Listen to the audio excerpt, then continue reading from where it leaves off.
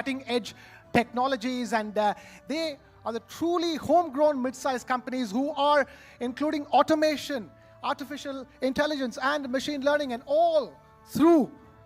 And we need to know what they need, these companies. How can we transform these mid-sized companies into large companies? And how can we transform the small-sized companies into the mid-sized companies? They need strategic support in finance, technology, infrastructure, skill development, and a simplified regulatory environment. And that's the reason why the Visionaries of Viksit Bharat campaign is built on a few fundamental pillars: digital transformation, access to finance or raising capital, policy prescription, the right policy environment, and of course, succession or business planning for those homegrown family businesses in this country. And TV9 Network, in association with SAP India, is deeply committed to the cause of enabling and empowering homegrown Indian businesses to achieve scale, speed, and global competitiveness. And we kicked off this campaign last month, where we went across the country speaking to all kinds of mid-sized companies to understand their perspective really to start with. And in fact, after that, in a series of interviews and meetups, we profiled them and the incredible work that they've been doing. These are the true visionaries of Viksit Bharat, who we will be felicitating tonight as well. And tonight, we take this campaign to the next level. We are kicking off a series of thought leadership conclaves, starting right here in the national capital, Delhi. We will be taking this to Bengaluru and Mumbai as well. But before we go any further for the evening, let's take a look at what this campaign is all about. India is ready for the next big leap, driven by the vision of Viksit Bharat 2047, a future that is prosperous, empowered, and prepared to lead the world with confidence. In a time shaped by rapid transformation, technology and artificial intelligence have emerged as catalysts of progress, powering industries, inspiring innovation, and opening new pathways for India's next chapter. As the nation advances towards this bold vision, visionary business leaders are stepping forward. Leaders who push boundaries, reimagine possibilities, and move forward with courage, clarity, and a deep commitment to building India's tomorrow. TV9 Network, in association with SAP, presents Visionaries of Viksit Bharat. Today, we gather among India's champions of homegrown enterprises, leaders whose journeys, insights, and ideas continue to strengthen the foundation of a Viksit Bharat. At this conclave, India's brightest business minds will illuminate the forces shaping our shared future: SME growth, business continuity, compliance readiness, digital transformation, and broader access to finance.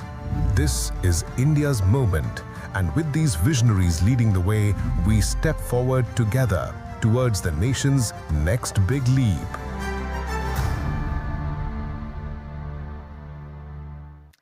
And as our journey to Viksit Bharat is powered by technology and innovation, to share the rationale behind this very powerful association and to deliver the opening address, please welcome a senior leader from our partners, SAP, Mr. Rajiv Singh, a Vice President, Head Corporate and Partner-Driven, SAP Indian Subcontinent.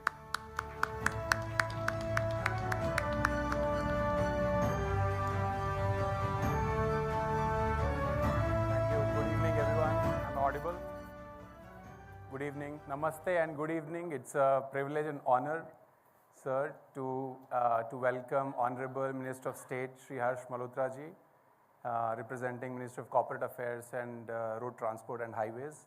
I'm equally honored to welcome the visionaries of Viksit Bharat, the real creators, the nation builders for the real nation builders for this country. People who keep moving forward, often without spotlight, often without support, but always with a dream in their eyes. So this evening is dedicated to all of you. It's not only dedicated to the enterprises that you build, but to the courage, conviction, and the quite daily determination that you go through. This is our inaugural session of Visionaries of Viksit Bharat campaign, where we are felicitating some of the makers of this nation, the top enterprises, medium enterprises who've become the backbone of this country. This evening is dedicated to you because if India's vision of Viksit Bharat has to be achieved, the story cannot be written without the stories, talking about the stories of all of you in this room. Let me start, by just talking about India is at an inflection point, right? And we talk about our Prime Minister has an ambition of India to become a Viksit Bharat by 2047. And to reach that milestone, we cannot rely purely on consumption-based economy, right? I think that phase is over. We have to be an innovation-led economy where our ideas will become products, our products will become industries, and our industries will become global giants, taking on the global organizations head on. And there is a truth which actually we just heard about. There's something that we overlook, which is how do we become such a global giant, right? One, we talked about the missing middle. India is a very unique economy where our growth is being driven by very few, very large organizations and millions and hundreds of thousands of very small enterprises. And we do not have organizations which are in the middle, which we call as medium enterprises. And as you compare our economy with the other growing economies, our medium enterprises are half of the other emerging economies like China, Thailand, Vietnam, some of these organizations, some of these countries. Now, our challenge as a country is how do we make some of these small enterprises become medium enterprises and then medium enterprises become large enterprises. Now, as we say, while it's easier said than done, and this is a McKinsey report in 2020 which talked about the missing middle of India, why this medium enterprise is important because these are the enterprises which challenge the large organizations to grow faster and also are resilient enough to absorb the shocks of macroeconomics. So this is the middle layer which is extremely important for any economy to grow. And where we stand today, our entrepreneurs have always had grit. Our enterprises always had the courage. But today, country also presents equal opportunity for this courage and grit to be multiplied. And if you look at what is India's advantage today, right? So I think we are the fastest growing large economy in the world, and all of you know. By 2030, our per capita GDP is expected to be doubled. It will be 5,000 USD. What does it mean? It means that it will unlock the world's largest middle class led consumption in the world. So this is massive growth. Add to it, 65% of our population is below 35, right? And this demographic dividend gives us advantage which can be our competitive advantage for next few decades. And needless to say, new industries are rising, right? We have defense technology, we are talking about renewable energy, we are talking about data centers, green technology. Now, these are not just sectors, these are factories of future. And India is positioning itself at the center of them. And this is extremely important. The bets that we have taken as a nation are in sectors which are futuristic in nature. But global environment is not easy, right? I think we have seen how macroeconomic shocks can really realign the entire economics of a country. There are supply chain disruptions which are happening, logistics costs which are increasing.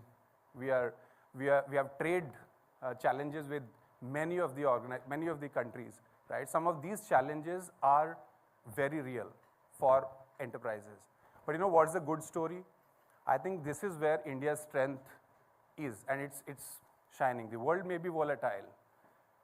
India is standing at a very strong foundation. And why do I say that? Because I think there are a lot of investments coming from government, whether you talk about SIDBI, the PLI schemes. I think the government is backing these enterprises, medium enterprises. Second, I think the digital and physical infrastructure in this country, which is the backbone of any growing economy, is growing at a faster pace than any other country in the world. You talk about UPI, you talk about ONDC, you talk about the highways, roads that are being made, the ports which are being made. I think these are foundation of a growing economy, right? So as a country, there is an enabler which government is pushing us towards. Yes, the world is volatile. global markets are shifting, but I think as a country, we have a huge advantage. And because we have the grid of the entrepreneurship, we have been growing, and we have the backing of infrastructure and global investments. While we have, great, and we said we have to be innovation-led economy, I want to talk about how we as an organization have been really partners to the young India in its mission for 30 years now. For 30 years, we have stood shoulder to shoulder with some of these mid-sized enterprises. 80% of our customers in India are medium enterprises. 60% of India's GDP touches an SAP system. So for us, SAP India is not a market, it's a mission. Because we have not only invested in India, for India to become, India's small enterprises to become global giants through technology enablement, but also by investing in India. We have invested in the largest innovation labs of the world by SAP in India, where 15,000 top best brilliant minds will be working. And some of the how we are helping some of the smaller Indian startups is using our technologies to help and take those technologies global. So this is our contribution to innovation of Indian enterprises, right? Second, I think we are also investing a lot in the talent, future-ready workforce. And we have been working with Gati Shakti Vishwavidyalaya, we're working with Skill India movement to develop the AI-ready workforce of future. So this is something that as an organization, we have been contributing, we've stood shoulder to shoulder with the small and medium enterprises over years. So our vision is that, we want to be the economic architecture of Viksit Bharat. We want to be one of the enablers in this journey of India as a super giant. Moving on, our goal is to make organizations from good, which you already are, to great, and then to become unstoppable. And when I say that, it means that SAP is not about software. We want to democratize the access to technology, and that's our vision.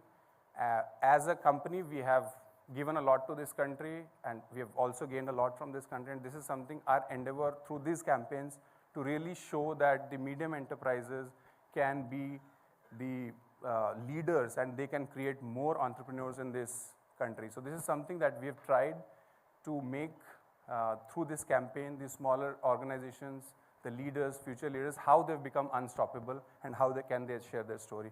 Just a quick example of what we talk about, a very small, simple example, but a day in the life of a promoter for a small and medium enterprise. Right? Every day morning, you get up and you are having your daily struggles, right?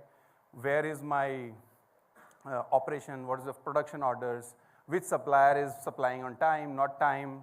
Which customers are getting angry? When will my payment come? All the issues. And through technology, possibly, we have seen that if you streamline your businesses, you have from the morning where you used to really struggle in the operation, find out what's happening. Today, early in the morning, you can know what the schedules are, where the suppliers, delivery is coming, who are the customers who will pay me well on time. So by midday, you are in a position where you're not looking at operational hassles, but also building a brand for your organization. You're thinking strategic, right? So it's important as a promoter for you to have time on your hand.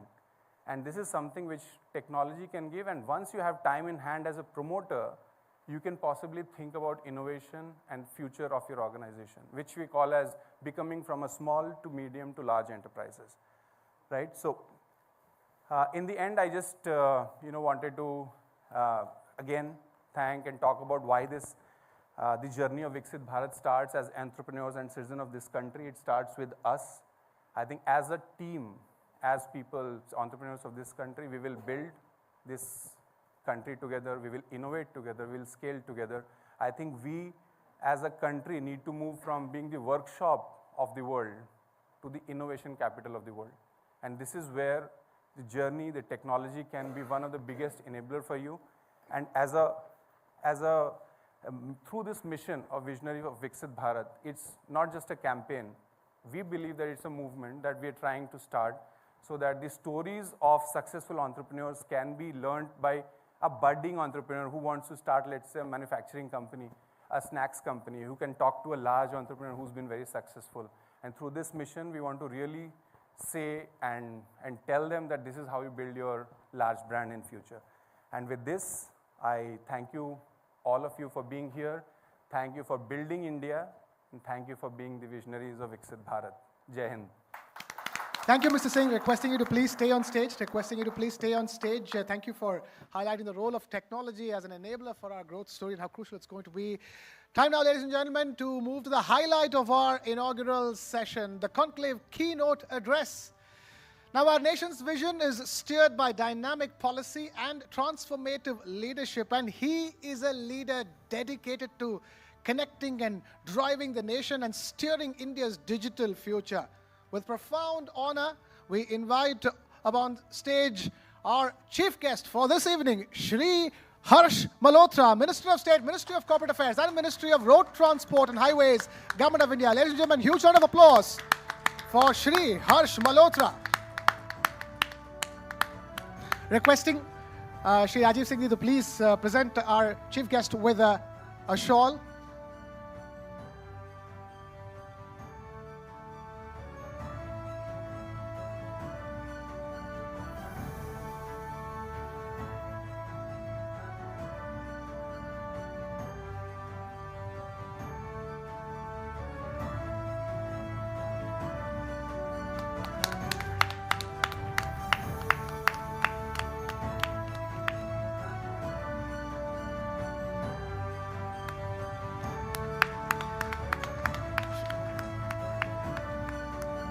Shri Malhotra ji, we'd like to thank you so much for taking time out in between your busy schedule to be with us over here. We're just waiting for the other shawl to arrive, and then we will request you to say a few words for us. Okay. Right. Requesting you to please take the stage, sir. This is all yours.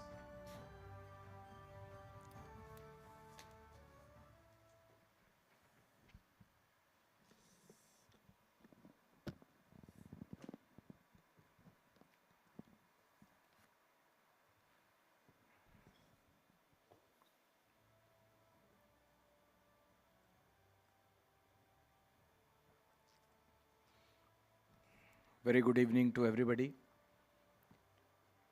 विकसित भारत प्रधानमंत्री नरेंद्र मोदी जी ने अगर ये सपना सोचा कि 2047 में जब भारत अपनी आज़ादी के 100 वर्ष पूरे कर रहा होगा तो भारत विकसित होगा, डेवलप्ड कंट्रीज़ में से एक होगा। पिछले 11 वर्षों में जो मोदी जी की सरकार ने किया, अगर मैं उसका कुछ ग्लिम्स आपको दूं तो आज़ादी के बाद से 65 वर्ष और ये 11 वर्ष, ये अपने आप में जो कंपैरिजन है वो अभूतपूर्व है। विकसित भारत पर ले जाने के लिए जो पैरामीटर्स हैं वो economic growth, social progress, environmental sustainability, good governance, जो पिछले 11 सालों में हर डिपार्टमेंट में, हर फील्ड में जो कुछ भी हुआ, अगर मैं रोड हाईवेज की बात करता हूं तो 2014 से पहले देश के अंदर 92,000 किलोमीटर ऑफ नेशनल हाईवेज थे, लेकिन 11 वर्षों में 14 से लेकर के 25 तक लगभग 60,000 किलोमीटर का नेशनल हाईवे हमने 11 महीने में बना के दिया।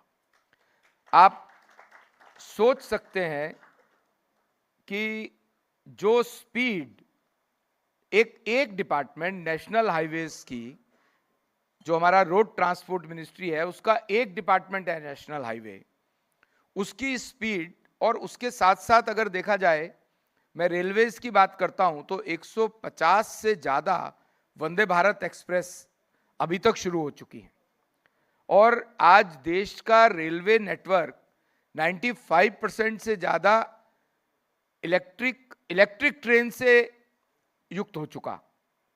इसके साथ साथ ये वो स्फीयर्स हैं जो दिखते हैं बड़े हैं, लेकिन भारत 140 करोड़ का देश है, तो 140 करोड़ के 140 करोड़ लोगों के लिए प्रधानमंत्री जी का विजन उनके पहले दिन के प्रधानमंत्री पद की शपथ लेने के बाद से, उसी दिन से शुरू हुआ जब उन्होंने कहा कि मेरी ये सरकार देश के गरीबों को समर्पित सरकार होगी, और उसके लिए 200 से ज्यादा योजनाएं प्रधानमंत्री जी ने प्रारंभ की, जो मोदी जी की सरकार ने न केवल योजनाएं प्रारंभ की बट उनका इम्प्लीमेंटेशन और वो ग्राउंड लेवल तक पहुंचे, इसकी मॉनिटरिंग भी बहुत मुस्तैदी से हुई।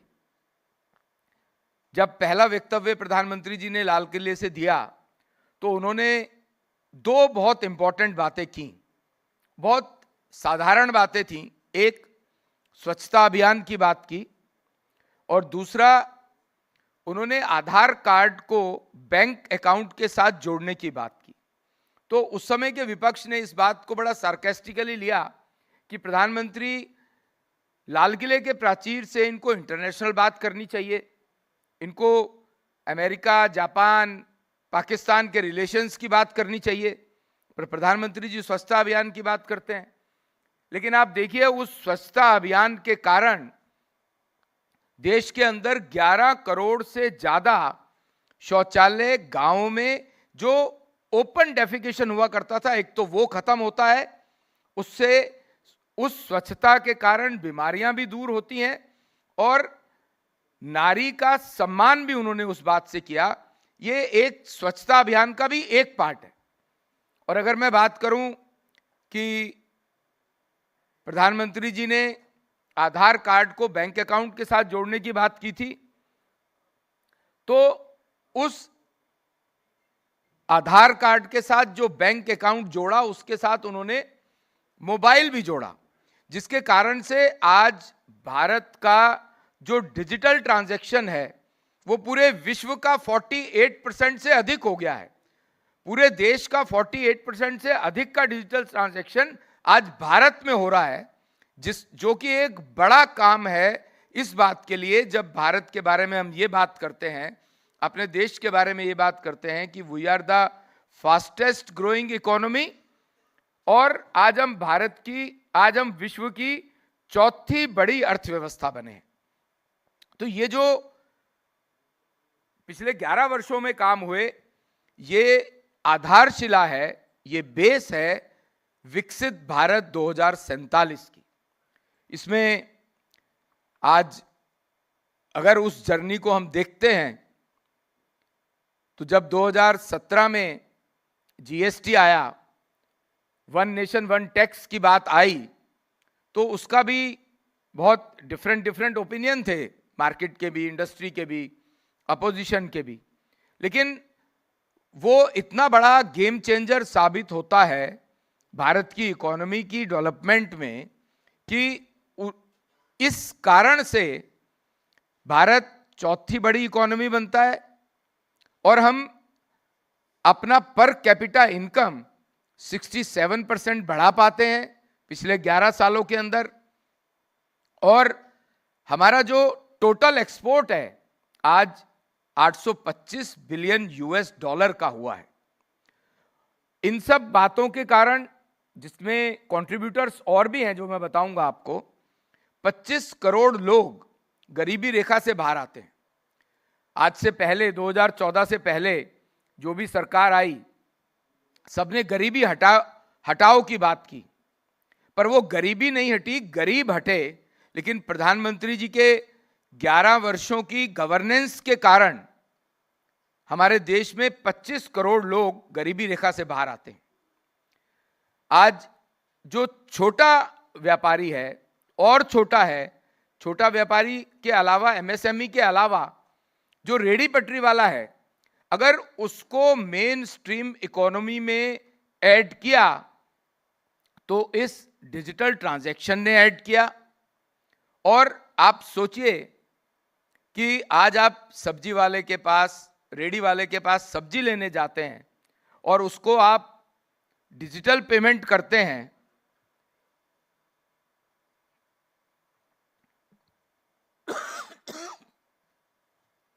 तो वो पैसा उसके बैंक में जाता है। वो टाइम था जब रेडी वाला अपने पैसे को जो भी वो खरीदता या बेचता था, बैंक की हवा ही नहीं लगती थी। तो जब एक टाइनी, स्मॉल भी बहुत छोटा है, टाइनी बिजनेसमैन का पैसा बैंक में जा रहा है तो वो मेन स्ट्रीम इकोनॉमी में आ रहा है। उसके साथ साथ जो प्रधानमंत्री जी की योजनाओं का मैंने जिक्र किया, उसमें अगर बात करूं तो रेडी पटरी वालों के लिए स्वनिधि योजना शुरू की। हो सकता है आप में से बहुत से लोगों को पता भी नहीं हो।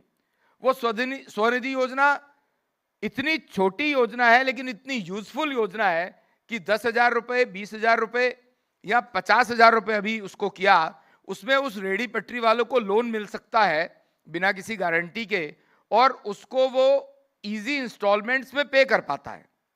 तो उसके लिए एक 10,000 रुपए शायद एक एमएसएमई के लिए भी लगता हो कि क्या 10,000 रुपए, लेकिन मेन स्ट्रीम इकोनॉमी में जाने के लिए वो स्वनिधि योजना और डिजिटल ट्रांजैक्शन एक छोटे व्यापारी की या टाइनी व्यापारी की, ये उसमें बहुत बड़ा रोल प्ले करती है। और जब फोन, आधार कार्ड और बैंक को जोड़ते हैं, जिसके कारण से डिजिटल ट्रांजैक्शन पूरे विश्व का 48% हम कर पा रहे हैं, और इसमें ऐसा 2014 से पहले अगर आपको बैंक का खाता किसी गरीब आदमी को भी खुलवाना है तो 500,000 रुपए का मिनिमम डिपॉजिट और किसी की गारंटी की आवश्यकता थी। लेकिन जनधन योजना के कारण से जीरो बैलेंस अकाउंट, जिसका आज तक बैंक में खाता नहीं है, उसको खोलने को मिला। और अगर आपको पता नहीं होगा तो आपको आश्चर्य होगा कि लगभग 57 करोड़ खाते जनधन अकाउंट के जीरो बैलेंस के पिछले 11 सालों में खुले हैं। तो इतना बड़ा अमाउंट, इतने बड़े अमाउंट ऑफ अकाउंट्स और उसके अंदर का जो मनी है वो मेन स्ट्रीम इकोनॉमी में जाता है। मुद्रा योजना के अंतर्गत छोटे से छोटे व्यापारी के लिए भी लोन की व्यवस्था, जो छोटा व्यापारी मतलब 1 लाख, 2 लाख, 5 लाख, 20 लाख, उसके लिए लोन की व्यवस्था, इंस्टॉलमेंट्स और विदाउट गारंटी। तो ये कुछ बातें जो बेसिक्स हैं जिसके कारण से आज भारत की इकोनॉमी वर्ल्ड की फास्टेस्ट इकोनॉमी में गई है। अगर मैं बात करूं कि MSMEs, companies, limited liability partnership engagements, तो उसमें भी आज अभी जो प्रेजेंटेशन आपने देखा उसमें फॉरेन इन्वेस्टमेंट की बात भी है। लेकिन आज किसी को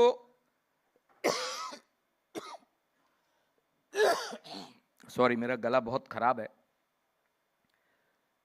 आज नेशनल सिंगल विंडो सिस्टम किसी को अपनी कंपनी देश में खोलनी है तो नेशनल सिंगल विंडो सिस्टम, जिसमें 32 सेंट्रल डिपार्टमेंट्स की अप्रूवल सिंगल विंडो पे मिलती है और 34 स्टेट्स में मिलती है।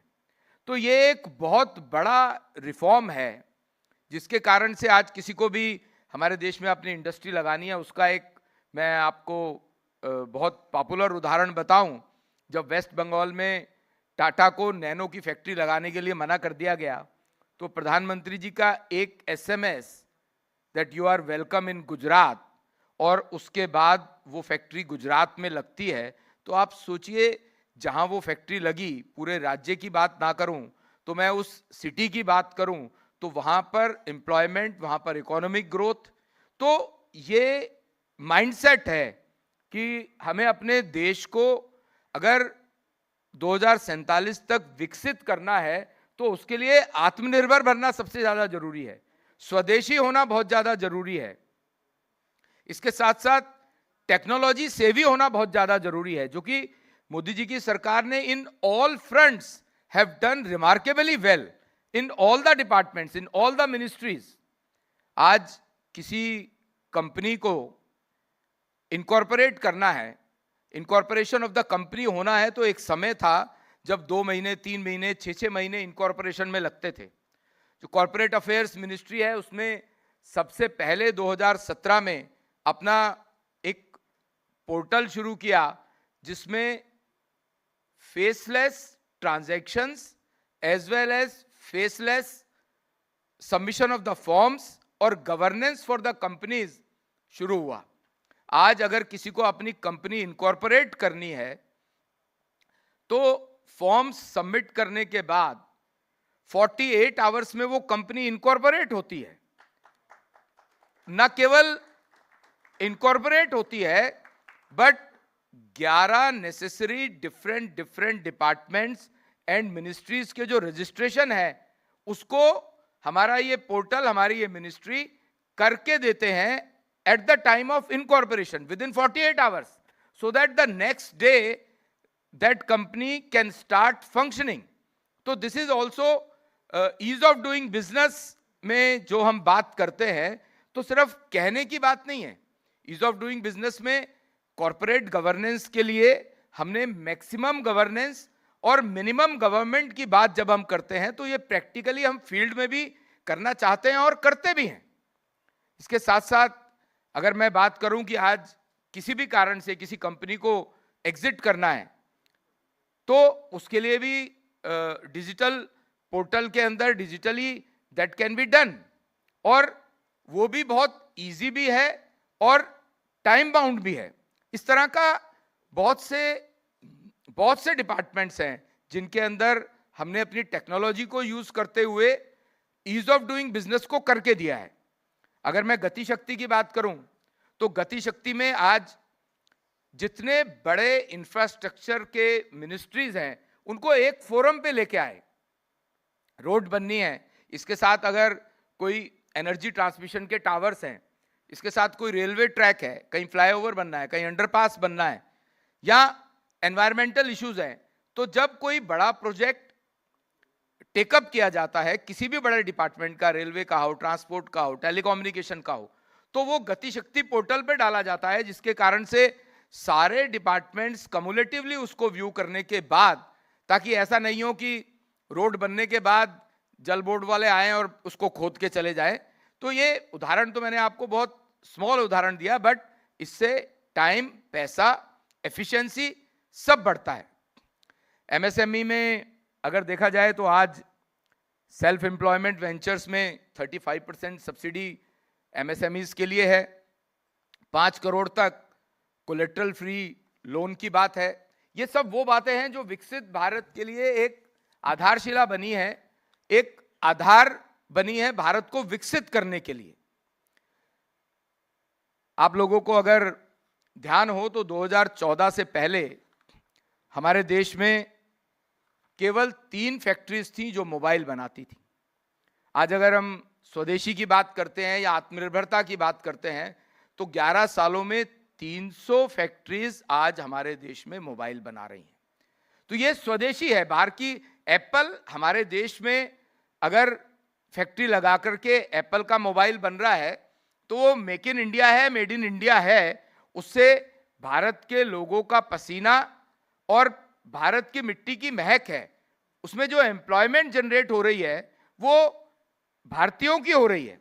इस कारण से हमने सरकार की तरफ से भी सिंगल विंडो सिस्टम जो शुरू किए ताकि foreign investors, foreign companies Bharat में आकर के डायरेक्ट इन्वेस्टमेंट करें और अल्टीमेटली वो इंडियन मार्केट को एनहांस करने वाला है। अगर मैं बात करूं आत्मनिर्भरता की या मैं सोसाइटी की बात करूं तो आज जहां झुग्गी वहां मकान नाम की जो स्कीम भारत की सरकार की है उसमें 10 करोड़ से ज्यादा लोगों को रहने के लिए बहुत कम पैसे पे मकान मिलता है। प्रधानमंत्री जी को ये समझ में आया जब वो अपने युवा काल में थे कि उनकी माता बहन चूल्हे पर लकड़ी जला के रोटी बनाती है और उससे उनके लंग्स की बीमारियां होती हैं। तो वो बात उनके दिमाग में रहने के कारण आज 11 करोड़ माताओं बहनों को उज्ज्वला योजना के फ्री के सिलेंडर्स और चूल्हा मिलता है। 11 करोड़ टॉयलेट्स पूरे देश भर में बनते हैं, किसी के घर में या सार्वजनिक टॉयलेट्स। आपको जान के हैरानी होगी, 2014 से पहले 18,000 देश के गांव में लाइट नहीं थी। अभी यहां लाइट चली जाए तो आधा मिनट 1 मिनट जो जनरेटर को शिफ्ट करने में लगता है, तो सब लोगों को लगता है ये क्या हुआ। मेट्रो सिटीज में तो अब लाइट जाने वाली बात ही नहीं है। शायद हम में से बहुत से लोगों को बिना लाइट के कैसे जीवन जिया जाता है सोचा भी नहीं होगा। पर 2014 से पहले की बात कर रहा हूं, 2014 तक की बात कर रहा हूं, 18,000 गांव में लाइट नहीं थी। तो प्रधानमंत्री जी की सरकार, मोदी जी की सरकार ने यह तय किया कि पहले 5 साल में इन सब गांवों में लाइट जानी चाहिए। आप सोचिए, लाइट नहीं है तो इंटरनेट नहीं है, लाइट नहीं है तो कंप्यूटर नहीं है, इसके बिना तो आज जिंदगी ही नहीं है। तो 4 साल के अंदर 18,000 गांव में लाइट भी गई, और उसके बाद का टारगेट कि हर घर में बल्ब जलना चाहिए, वो अगले 4 साल में पूरा होता है। ये बेसिक है भारत को विकसित करने के लिए। अगर आधारभूत मूलभूत सुविधाएं ही हम 140 करोड़ देशवासियों को नहीं दे पाएंगे तो हम विकसित भारत का सपना भी कैसे ले पाएंगे। कोविड में पूरा विश्व थरथर कांप रहा था और केवल 3 देश ऐसे थे जो कोविड की वैक्सीन बना सकते थे, पर प्रधानमंत्री जी ने नेतृत्व दिया और ये डिसाइड किया कि हम वैक्सीन अपने देश में बनाएंगे।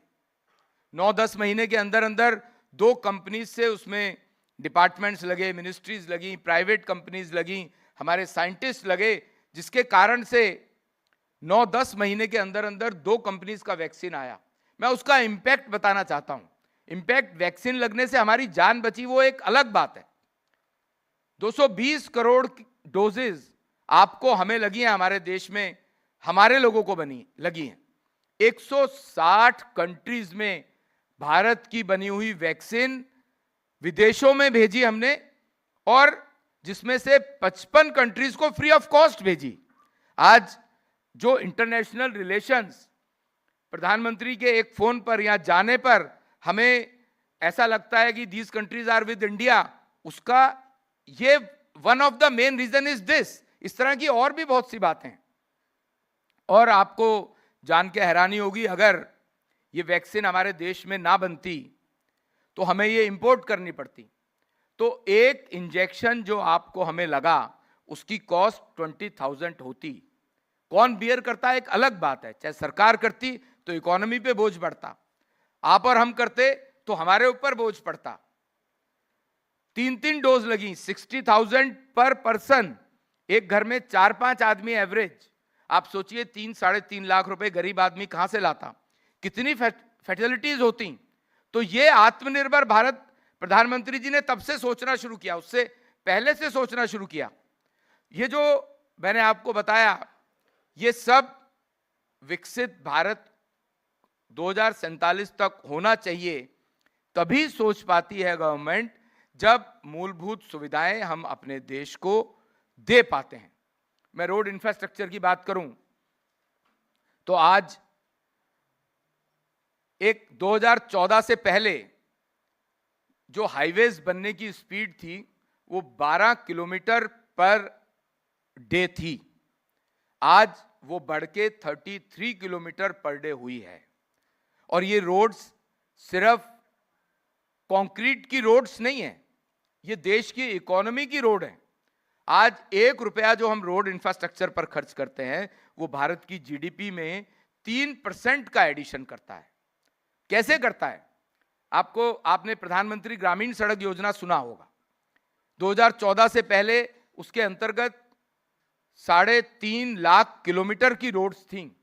अगले 11 सालों में 14 से 25 तक अनदर 4 लाख किलोमीटर ऑफ प्रधानमंत्री ग्रामीण सड़क योजना में रोड्स बनती हैं। और उसका फायदा इकोनॉमी में डायरेक्ट कैसे होता है कि जो गांव की प्रोड्यूस सिटी तक, मार्केट तक पहुंचने में 12 घंटे, 14 घंटे, 16 घंटे लिया करती थी, और वो खराब भी हो जाती थी। विशेष तौर से बात करूं तो मिल्क प्रोडक्ट्स की, फलों की, सब्जियों की। ग्रामीण सड़क योजना के 7.5 लाख किलोमीटर के नेटवर्क के कारण आज देश में एक भी गांव ऐसा नहीं है, आई एम सेइंग एक भी गांव ऐसा नहीं है जो किसी हाईवे या सिटी से 100 किलोमीटर से ज्यादा दूर हो। मतलब मैक्सिमम 2-2.5 घंटे में, 3 घंटे में गांव का प्रोडक्ट मार्केट तक और हाईवे तक पहुंचता है, जिसके कारण से हमारा गांव, ग्रामीण गांव वाले लोग, वो लोग भी सुदृढ़ हो रहे हैं और मेन स्ट्रीम इकोनॉमी में जा रहे हैं। तो और इसके अलावा अगर मैं एम्प्लॉयबिलिटी की बात करूं तो पिछले 10 साल में 17 करोड़ से ज्यादा लोगों ने रजिस्टर किया ईपीएफ में, जो प्रोविडेंट फंड में जो भी जिसकी भी जॉब लगेगी, एम्प्लॉय होगा, अल्टीमेटली वो प्रोविडेंट फंड में उनका रजिस्ट्रेशन होगा। तो 17 करोड़ से ज्यादा लोगों ने प्रोविडेंट फंड के पोर्टल पर रजिस्टर किया। और जो 2022 से प्रधानमंत्री जी ने रोजगार मेलों को प्रारंभ किया, जिसमें एक बहुत बड़ा रिफॉर्म्स कि एक लेवल तक इंटरव्यूज नहीं होंगे, रिटन एग्जाम के बेस पर सरकारी नौकरी लगेगी, तो उसके कारण से आज तक 11 लाख युवाओं को देश की सरकारी नौकरियों में इनकलकेट किया गया। मैं रोड ट्रांसपोर्ट में एम्प्लॉयबिलिटी की अगर बात करता हूं तो पिछले 5 साल में 550 crore man days, 550 crore man days का एम्प्लॉयमेंट केवल रोड इंफ्रास्ट्रक्चर ने, रोड हाईवेज के इंफ्रास्ट्रक्चर ने डेवलप किया है। उनको हमने जॉब्स दी हैं, जिसके कारण से वो युवा या वो व्यक्ति भी मेन स्ट्रीम में आता है, इकोनॉमी को सुदृढ़ करता है। मेरे पास बताने के लिए अभी 5-6 पेज और भी हैं, पर मुझे ऐसा लगता है कि आज TV9 ने जो एक विजनरीज फॉर विकसित भारत के नाम से यहाँ कार्यक्रम किया है, इसकी बहुत ज़्यादा ज़रूरत भी है, सो दैट कि जो लोग भारत, विकसित भारत के लिए सोचते हैं कि कैसे भारत विकसित होगा, कैसे अफोर्डेबल एजुकेशन होगी, कैसे हेल्थ इंफ्रास्ट्रक्चर में और हर गरीब आदमी तक सरकार के द्वारा हेल्थ योजना पहुंच पाएगी। जिसका एक उदाहरण अगर मैं दूं आपको, तो आयुष्मान भारत योजना वो योजना है जिसमें किसी भी गरीब आदमी को 5 लाख रुपए 1 साल में किसी प्राइवेट हॉस्पिटल में इलाज फ्री है। और इसके ऊपर जब 2024 में प्रधानमंत्री जी ने इस योजना को बढ़ाया, तो 70 साल से ऊपर का कोई भी व्यक्ति, अमीर हो गरीब हो, वो किसी के ऊपर डिपेंडेंट नहीं रहे, उसको भी इस योजना में इनकलकेट किया। मतलब 70 साल से ऊपर के किसी भी व्यक्ति के लिए आज 5 लाख रुपए का इलाज सरकार प्राइवेट हॉस्पिटल में फ्री ऑफ कॉस्ट है। और दिल्ली में, क्योंकि दिल्ली वालों के आशीर्वाद की वजह से दिल्ली में भी बीजेपी की सरकार आई है, हमने तो दिल्ली में इसको 10 लाख तक का इलाज फ्री किया है। तो ये वर्ल्ड का सबसे बड़ा हेल्थ एश्योरेंस है, ये इंश्योरेंस नहीं है, एक भी पैसा किसी से नहीं लिया जाता। ये विश्व का सबसे बड़ा हेल्थ एश्योरेंस है और ये विकसित भारत की आधारशिला है।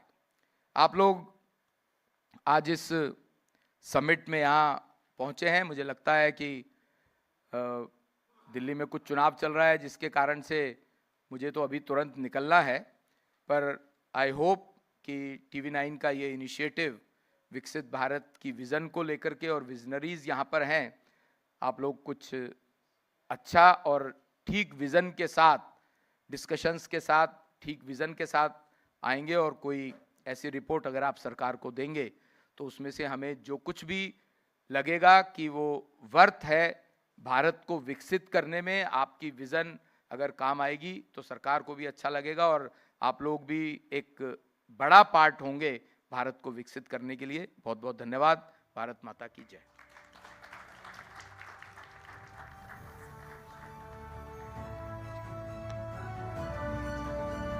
Thank you very much, Minister, for that powerful and very clear roadmap from road connectivity to single window clearance, from the role of infrastructure in GDP and health infra to be particular. I think the Minister truly honored us with his vision and his presence, and we now request you, sir, to stay on stage for the next 5 minutes, please.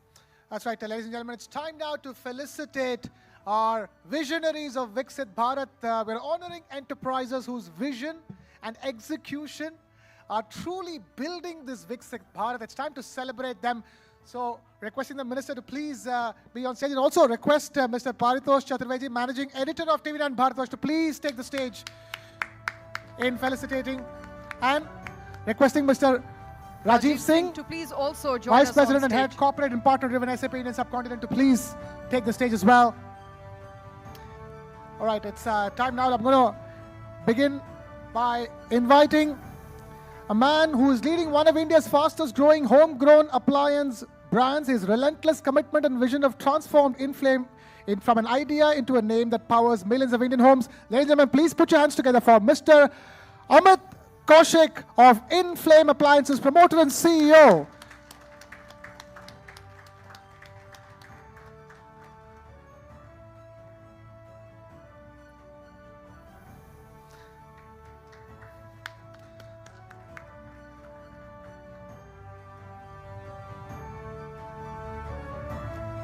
Time now for the next visionary of Viksit Bharat. We have a leader who has built one of India's most trusted lifestyle and consumer good brands. He has elevated the company with global standards, innovative thinking, and a relentless commitment to premium quality. Ladies and gentlemen, it's none other than Mr. Ashok Sawhney of Swiss Military Consumer Goods.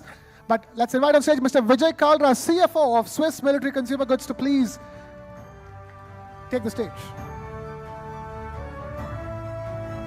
And he's accompanied by Mr. Rajneesh Dutt.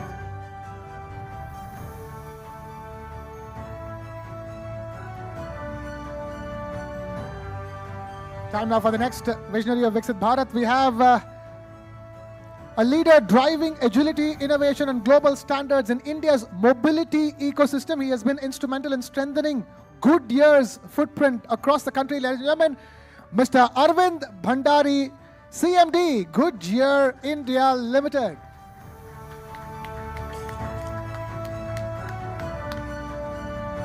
Huge round of applause, please. We are celebrating the visionaries of Viksit Bharat. That's right. Up next is a leader whose leadership has seen IIL rise to become one of India's top 10 agrochemical companies. Mr. Rajesh Agarwal of Insecticides India Limited, Managing Director.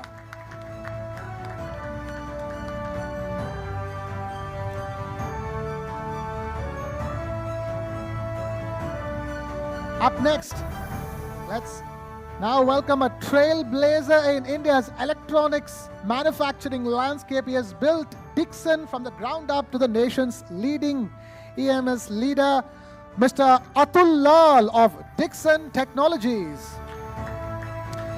Requesting Mr. Sai Prithviraj, Deputy General Manager, Dixon Technologies, to please take the stage.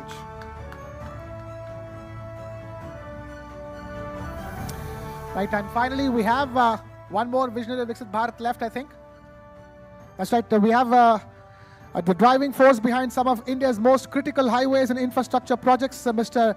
B.S. Singla, Director, Gawar Construction Limited.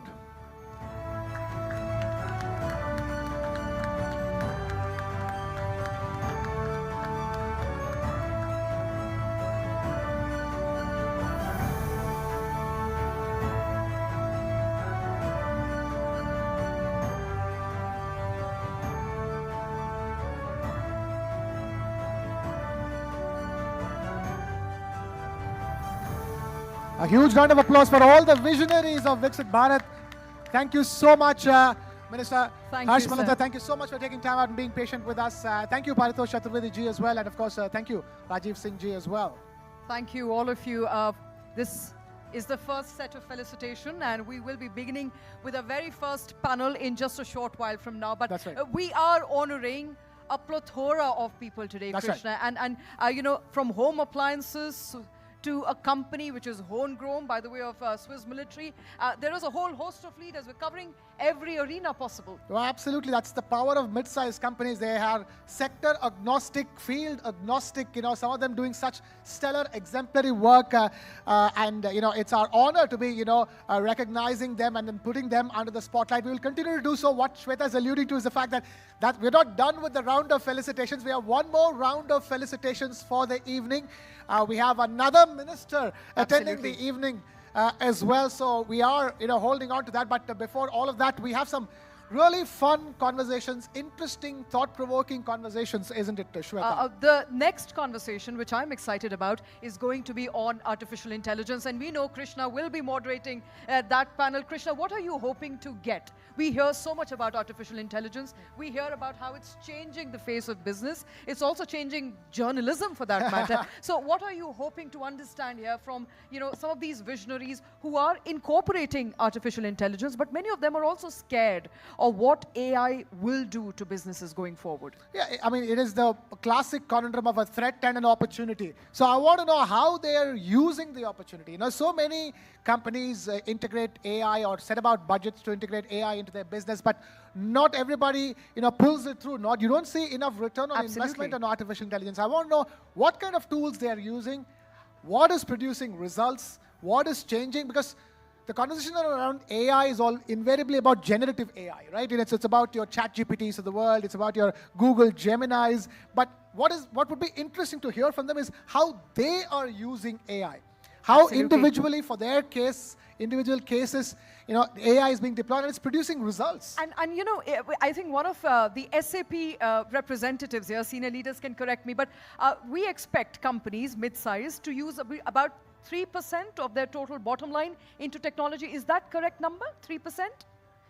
2 to 3%. And, from our conversations with various mid-sized leaders, we realized India is not doing that number just as yet. So what is keeping our businesses from investing heavily in technology? I think that's also a conversation we will be beginning very, very shortly. That's right. And we have that conversation and one more, which Shweta will be moderating. Shweta, that's all about the homegrown businesses in the countries, in the family businesses of the country, isn't it? And I'm very hopeful that young people are going to change the way businesses have been operating. So we have a very interesting lineup for that panel, where I want to understand what our young leaders who are going to carry forward their legacies will change by the way of adoption of AI, adoption of technology. That's right. And also one of the pillars of the Visionaries of Viksit Bharat campaign is succession planning or business planning. How are they going about doing that? Because that's a tricky one, isn't it?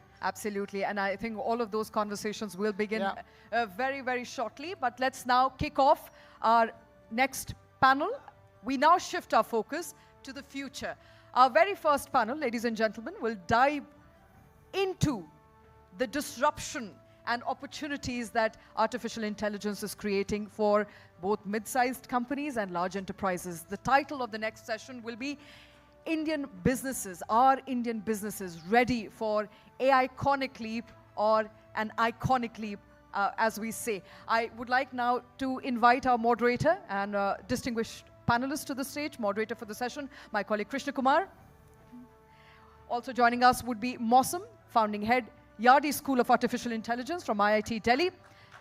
Abhishek Sahi, Head of Customer Advisory, Corporate SAP Indian Subcontinent. Arvind Bhandari, MD Goodyear. Saurabh Sitaram, co-founder Keventers and CEO, as well as co-founder of First Coffee, will be with us in just a short while from now. The stage is yours, Krishna.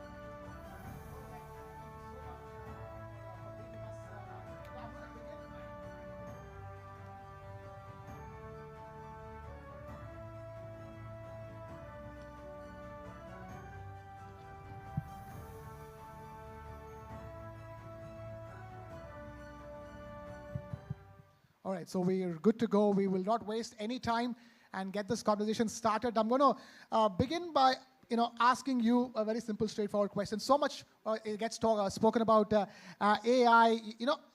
The bigger question, when it comes to companies at least, is that how does one use AI to reduce inefficiencies? how does one use AI to scale your business? How does one use AI to be of a global standard? And that is as a journey that Indian companies, not just mid-sized companies, all kinds of companies are on right now, isn't it? So in your perspective, I want to ask you, begin by telling us, where do you think the opportunity in AI lies for companies in India? Am I audible? Not yet. You can take this one. Am I audible? Hello. Okay, this is working finally. Thank you for the question, and thank you very much for inviting me for this panel. It's fun to talk about these issues. But let me put the question back to you. Where do you think AI is not applicable today? And this is how we often start thinking about these questions, because we are in a sort of game of frenzy, if you may, right? We are in a place where pretty much everybody is excited about applying AI. All the students coming into the computer science department want to do AI. Everybody is taking AI classes. Everybody wants to essentially be the next AI leader.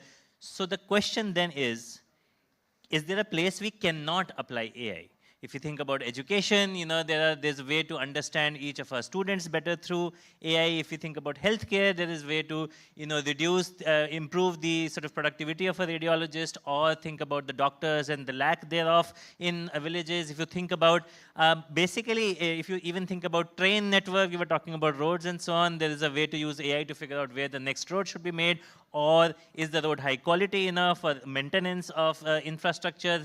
Basically, if you think about any discipline, people are using AI to generate new recipes in food science. People are using AI to come up with personalized fitness plans. People are using AI in each and every domain. Okay. So I don't think the question is, where should I use AI? I think the question is, how should I use AI, and what are the right mechanisms through which AI should really be made successful? Because there's a lot of excitement, but we are not really thinking carefully about the mechanisms. That's right. We're not carefully thinking about mechanisms. We're also right now thinking of a global governance structure for artificial intelligence. At least the Prime Minister himself has called for it at the G20 summit as well. We have Saurabh as well joining us. Thank you so much for being with us. Stay with us. Right moment for you to join, actually, because I'm still curious to know, how are businesses like yours? You're in the mobility space. How are businesses like yours, Indian businesses, rooted in India, born in India, bred in India businesses? How are you, using AI to scale, to create more efficiencies, and for automation as well? So Goodyear is a global company, so it gets the best of tech for the Indian roads. What does AI do for you? Let me answer simply 3 areas. First, to understand the consumer. When you need a tire which runs long, right? But you also want a tire which has good grip, which has comfort, and so on. And some of these things actually can't be delivered in one tire, because the law of physics don't allow you to get one without losing the other. What we are doing now is using AI to understand what the consumer is asking for and optimize. Right? So the SUV that you today go in, you want it to go very well, very far, and AI helps you do that. And also at the far end, to measure consumer satisfaction and create new solutions for future.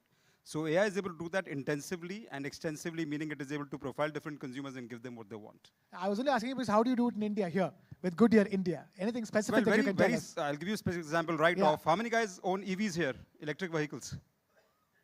Now, okay, a few hands, but in a couple of years, there'll be just about everybody. And, the one thing that I can tell you is that nobody knew, then when you put an EV engine, what is your biggest problem? You want, more than anything else, noiselessness. Because the minute you replace the combustible engine with the EV engine, the noise is gone, and what bothers you is the sound of the tire against the road. So Goodyear designed with analytics, before it even came to the consumer's notice, a noiseless tire, which was never the need before. So AI helps you anticipate the problem and give solutions even before consumer have got to a problem. Okay, that's as far as the tire business is concerned. Saurabh, you have a business that's at the intersection of technology and taste, so to speak, and then how do you use AI? From everything from recommending flavors to consumers, to customers, to predicting what they would already like. First of all, can you hear me? Yeah, First of all, my apologies for coming late. No problem. Please go ahead. Very sorry. Okay. Look, currently we're still in the state where we're trying to learn a lot about AI. Okay. I mean, we have options like ChatGPT where literally everybody is going and learning whatever. But the thing is that, yeah, we've used technology quite well now. So when we're talking about personalization, that's one. It's pretty much similar answers, but let me, in food and beverage, it's a little different. So personalization, we get to figure out, we can figure out personalization based on day parts, which we call, either morning, afternoon, evening, people based on seasonality. A lot of that, because winters, people want something else, summers, people want something else. So we use it for personalization. Pretty similar thing here, demand forecast. Trying to figure out R&D. I think R&D is something which has really helped us. We also try to marry both AI as well, by AI giving prompts to customers or to the servers who further ask based on the prompts given by AI. So lots of things, yeah. I think overall it's really been a blessing in disguise. Overall, I'll say it's just made our life easier. It's just much faster. What we're taking 100 days to do, I think we're doing in like 4-5 days. So overall, I think our speed is quick now. You're calling it a blessing in disguise. What is the disguise of it? That we're still trying to learn. Now, predictability, whenever you come up with something or, an AI replies to a guest, the guest says this is ChatGPT generated, yeah. You don't have your soul in it, right? Okay. Okay, fair enough. At this stage, I want to, good to have this, as a base before I talk to you, Abhishek. SAP is a company that works so closely with mid-sized companies in this country. 80% of your business comes from there. And you've worked with companies to the length and breadth of the country and the entire spectrum of sectors possible. An MIT study says that 80% of companies invest in AI, but only, and a lot of which, 75 to 80% don't see enough ROI on AI. What are the concerns that you've seen when it comes to adopting AI, adopting cutting edge technologies in terms of trust and adaptation and more importantly, business impact? Well, first of all, thank you so much. I think it's an honor to be in front of such a distinguished audience. I mean, just to answer your question, you're absolutely right. I think that's exactly what we're hearing. I think specifically in the audience that we have, which are promoters and all, and of course business leaders, the biggest issue right now is trust, because AI eventually works on data, and that data has to be trusted. And that's where probably an organization like SAP actually comes into the forefront. Why? Because data which SAP produces generally is more auditable. That's where you do all your audits. Those are transactions and data which have been approved by the business itself, so that information is trustable. I think I've heard a lot with the panelists as well, and it's eventually all about trust. You talked about trust as of now as well. So that's the biggest challenge that we hear from businesses. How do we trust whether the information or the output that an AI is generating, whether we can trust on that, whether we can completely offload our decision making to that AI model? Because delegation probably for leaders is the toughest to do, because many leaders are grounded, they take decisions day in and day out, and it's very difficult to suddenly delegate those decisions to an AI model. And I think that's probably the biggest thing that we hear. Can we trust that data? Can we trust that decision? So that's what we hear every day. Awesome. How do we bridge that gap? How do we fill up that trust deficit? Yeah, so before I talk about the trust, let me take a step back and talk about the MIT study itself. Okay. So it actually found something very interesting. It said that there was a frenzy. I mean, these are my words, not theirs. But I was also on sabbatical last year at Bloomberg. So some of this I saw in New York. So some of this I saw firsthand in the company. See, when AI started happening, or basically GPT-4 became mainstream, people started taking notice. Pretty much there was a race on thinking about how does it apply in their setting, right? And the word was, they will create demonstrations, initial demonstrations, right? POCs. And then basically, they were not necessarily people who were trained in AI. See, we are now saying that AI can be used by anybody. It's democratized. But is it, right? So in most of those companies, they were not the Googles of the world, because Googles of the world have been using AI for a very long time, and they continue to use. They will not say that 90% of our projects don't really give the return on investment. that it's the other companies which were generally giving out projects to these big tech companies, and they didn't have the AI personnel of their own companies. Now, when you suddenly say that, look, AI has come in, or come in this shape and form, go ahead and use it and create POCs, these are not people who are necessarily deep enough in AI who will create these POCs. Now, what happens because of that is that there are issues at every level. There are issues at the definition of the problem, what tasks today should be done by AI and what not should be done by AI today. That's a question that somebody who is aware of AI needs to answer. How will I evaluate the success of AI? Am I looking at bottom line improvement within 6 months, or should I be looking at some productivity increase? Should I be looking at something else, grammaticality, whatever it is, right? There are many different measures of success, but many of the projects look at somewhat myopic view. What is the timeline that is given to a POC's success, right? The timeline is generally 3 to 6 months, whereas the expectation is that if you really want to get something in production, then it will take about a year, year and a half, and so on and so forth. So there were mismatched expectations and issues of talent at every step of the way, because of which these products or these initial experiments failed. Also, it is important to note that AI is still under development. So GPT-4 came in, February of 2023, if I'm not mistaken, but it has constantly evolved. There were issues that were identified. The models have sort of improved over time. In fact, some of the early models are no longer available. And so if you really optimize something for one model, which is not your own, which is given by OpenAI or some other company, and they change the model on you, suddenly your workflow stops working.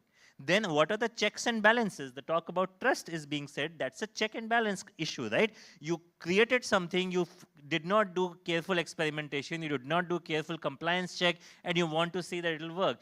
These things don't happen this way. So I think if we want to really apply AI, we need to make systemic changes. And this is the time to make it, because I think our IT industry is going to slowly be metamorphosed into the AI industry. We will have AI in sort of every part of every unit in some ways. And so we will need to get more AI talent in. We will need to be more thoughtful about where and in what shape and form do we use AI. And then the question that you asked, which is how do we increase trust? And there are various ways to do this. You look at the fairness aspect, you look at the accountability aspect, you look at the transparency aspect. You also don't make AI automated and autonomous. You have a human in the loop AI kind of a thing. So AI augmentation of a human rather than AI being autonomous. And you create all these checks and balances. You check on compliance, you check on various facets. And when you do that, it will take more time. It can't be done in 3 months. But then you will have an AI system which will, in the long run, give a lot of returns. That's how I would say. Fair enough, fair enough. That's clearly, he's laid out the roadmap over here of how to adopt AI. Whichever company, whichever sector you belong to, that's pretty much the blueprint. At this stage, before we go any further, Arvind, if I were to ask you, what were the biggest challenges that you faced when you first wanted to integrate AI into your business, adopting AI? Was it a matter of a lack of skills? Was it the upfront cost? What were the initial challenges? So one of the challenges we face is to keep pace with the time. So I'll give you a simple idea, because this conversation can get very abstract. Earlier, we used to take about 3 to 4 years to get a car, right? 36 months it would take from start to the finish, and you have the next car rolling out. Today, what Tatas and Marutis and so on are asking us, can we do it in 18? And that's what the world is doing in China. So now we are gearing up as the original equipment manufacturers, supporters, to see, can we take a brief of an EV car or an SUV car or a luxury car from start to finish in the time required. Now, if you put that sort of timeline, AI actually supports you. In fact, AI is just the thing to help you with. However, people is the mindset there. Second, do we have, as you mentioned, the attitude and the understanding of AI as a supportive, as an augmentation opportunity, and not to be feared as a substitutive problem. And C, the ecosystem has to move in tandem. If one piece is pushing ahead far, the others are not keeping in step, then you have a problem. So these are more, I think, behavioral issues or organization issues or ecosystem issues and less tech issues that we have to grapple with. And if you don't move this really well, then we have a problem. And so I think the real deal is how to step up the human cultural piece along with the technological jump that we've taken to really give the best of AI. Otherwise, AI is going to actually become a bottleneck. Okay. If I were to ask you the same thing, Saurabh, just to get a clear picture for all those who are watching this, and they're struggling to integrate AI into their business. What were some of the initial challenges that you faced, and how did you overcome them? So the biggest challenge is, look, restaurant industry has always been a restaurant. It's a business with the soul. It's a human being, okay? And with AI, it becomes a little sterile. It's not, there's no warmth, there's no soul. There are a lot of these things. So what happens is that... AI slop. Yeah, so, and a restaurant business doesn't really function like this. Like I gave you the example when you're getting back to a guest in case of a complaint.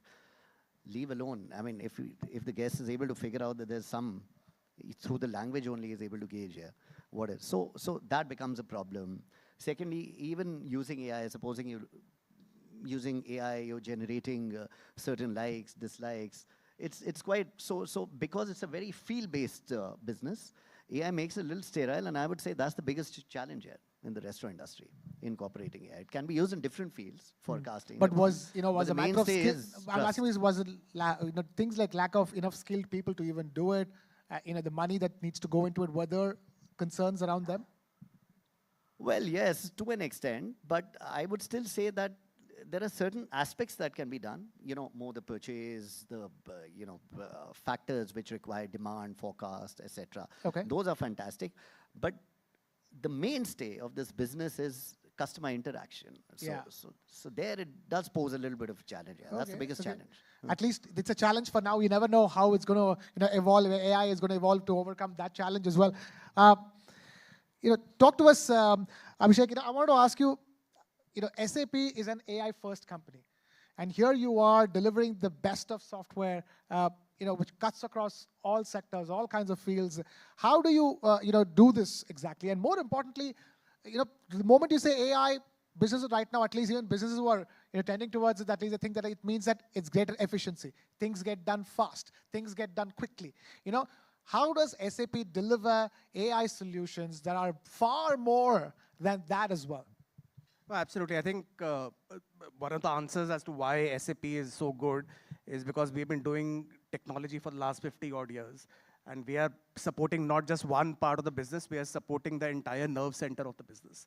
We're not just focused on, let's say, a customer or a procurement or inventory management or manufacturing or services. We are probably the only organization which is connecting all this for the organization. And what we have done even better now is that we have moved beyond the four walls. So even if I look at our innovation, I've been with SAP for around about 22 years now. And I've actually seen how SAP product portfolio has grown beyond the four walls, where we're interacting directly with the customers. You talked about the service industry where you are, or the tires industry that you have. So SAP right now, the reason why our AI or why we are different is because we understand the nuances of each and every business process. And that differentiates us from the rest. And we talked about, various, people think AI is just generative AI. Somebody talked about forecasting, somebody talked about machine learning, somebody talked about document generation, somebody talked about natural language processing. So our AI right now, our next level of innovation is agentic AI, where we're going to combine all these AI-related methodologies. And that's where we are different. We have an understanding of the business. We have an understanding what kind of AI we have. And now our next level of evolution is going to be how can we combine all these things together. And you're going to hear a lot more announcements from our side. And Sapphire this year, we have anyways announced 40-odd agentic AI. Right now, there's a TechEd that's going in Bangalore. You're going to hear more announcements from our side. And that's how we are different. Okay, I heard you say the fact that AI is not generative AI. I can't emphasize upon that enough, because how many people in this country and the world keep thinking AI is a generative AI? Mausam, that's why I wanted to ask you, in the Indian context, there is all kinds of AI. There is generative AI, there is voice, activated, and then there is, chat bots, you name it. There's so much to do with AI. In the Indian context, what do you think, will gain the most importance? Where do you think the real value lies as far as Indian companies are concerned? What kind of AI? Okay, let me answer that question in a minute, but I want to respond to Saurabh once. Okay. See, he says that AI doesn't have soul, right? Which is fine. Obviously, it doesn't have soul, right? We can argue whether we have souls or not, but that's a different question. I think there is an interesting case in point I heard somewhere that if the doctors have to tell a patient that they're about to die, the doctors are not taught how to tell a patient that you are about to die, right? Doctors are taught medicine, right? And this communication is really hard for the doctors. So what do they do now? They take the help of AI. Okay? Now, if AI was really not sensitive, then why would they take help of AI, right? So AI is what you want AI to be, at least to a certain level of, ability. And it is in the hands of an AI engineer to use the current technology in the best way to accomplish what you want it to accomplish, right? So if you came to me and said, look, we want AI to be sensitive to our users, and it is really not being sensitive, I would be able to relatively easily suggest a few things you might be able to try to get it to be more sensitive. But if you don't have AI experts on your organization, then it will be harder, right? So I go back to what I said earlier, that it is not, well, I'm sure there are things AI cannot do today. I'm not saying that AI can do everything. For example, on images and so on, it is a little bit behind that than on text. In large code bases, it's behind than on small code bases and so on. So there are some capability issues also. But by and large, some of the easier cases, especially in language, I think we can get AI to do what we want it to do if we try a little bit harder, and having a good talent will be important. Now coming to your question. Okay. So you said that where do we want to apply AI in India? And it is a similar question than the first question, as the first question you asked, that where should we really apply in, AI? I would say that, look, AI is a very generic concept.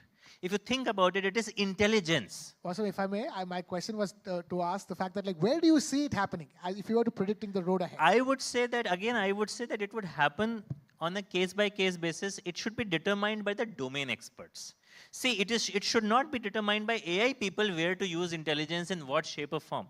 If you are a person in a particular domain, let's take the case of healthcare, just as an example, because it's a general case, we all deal with it. Now, let's say you are in a village where there is no doctor whatsoever, and you had an opportunity to create a average quality AI doctor. Would you use such a doctor? I would say yes. I would go off on a limb and say yes. Maybe we want to create an escalation mechanism so that AI doctor also knows when not to answer and maybe passes it on to go to the city. On the other hand, if you are in Delhi, you have access to Max and Medanta and all of those top hospitals, and then you are saying that, okay, I have an average AI doctor. Should I use it? I would say no, don't use it.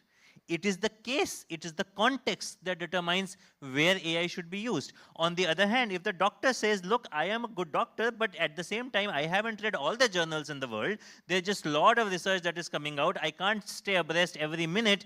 Can AI help me in giving me other ideas of the diseases for this patient, help me brainstorm, give me treatment plans? I would like to use as an expert, but I will make the final decision. I would say this is the best use case for AI. So I think it is the context that determines where AI should and should not be used, whether it is voice directed. Now, if you go to a village and say, look, people are illiterate, but we have voice enabled AI, it's not perfect, but it's, let's say, 75% there. Should we use it? I will say yes, because you couldn't help those people earlier. At least you can help them to a certain degree, and then later AI will improve and you will use it, and so on and so forth. So I think it is the context that determines which capability of AI to be used in what settings, and the domain experts determine it, not AI experts. Okay, fair enough. Fair point. It's the domain experts. So then let's take the question back to Saurabh. Then, as a domain expert, what I wanted to know is that you had two kinds of things. One is a heritage brand, and the other is a new age brand. Both of them thrive on innovation, and today innovation is driven by artificial intelligence. So I want to understand, what is the next phase? Right now, you're integrating AI to create efficiencies, to do things faster. What is the next phase of integrating AI, be it your brand or your product, so to speak, from brand to product or from product to brand? What do you see as the next wave of innovation driven by AI? Look, hospitality industry is definitely a challenge, like I said, but speed is something that we've really been able to take care of with AI. Okay, as far as the next innovation that is required, Because I said it's a touch and feel business, I would say that the next innovation would definitely be how to soften the interaction with the customer, trying to figure out what are his daily needs on a regular basis based on different day parts, morning what he needs, and forecasting that a lot better than what we're doing.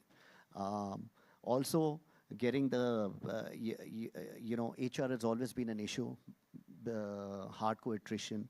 I think manning that, ensuring using AI, how to control the attrition. I think these are finer aspects that we'd like to, or the hospitality industry will get into. But like he said, the right prompts, etc., everything works. I think there's a little more work to be done on that, but yes, it's possible. I would say that softening and customer interaction would be the next big innovation for us. We can continue having this conversation for a long time, but I'm guessing we're completely out of time over here. I'm going to thank all the panelists for taking time to be with us. A huge round of applause for the panelists as well. We are now moving on to our next session, aren't we, Shweta? We have a very, very special guest now joining us. So, Shweta. Absolutely. Thank you very much, all of you. We have with us the Union Minister, Shri Jitin Prasada is here with us. And so, as we delve into the future of India to paint a picture of India's evolved electronics and IT landscape, may I please welcome Shri Jitin Prasad, Union Minister of State, Ministry of Electronics and IT, and Ministry of Commerce and Industry, Government of India. Sir. Requesting Rahul Singh, Vice President, Head of Marketing, SAP, Indian Subcontinent, and Prasada Raghav, Senior Vice President, TV9 Network, to welcome the Minister.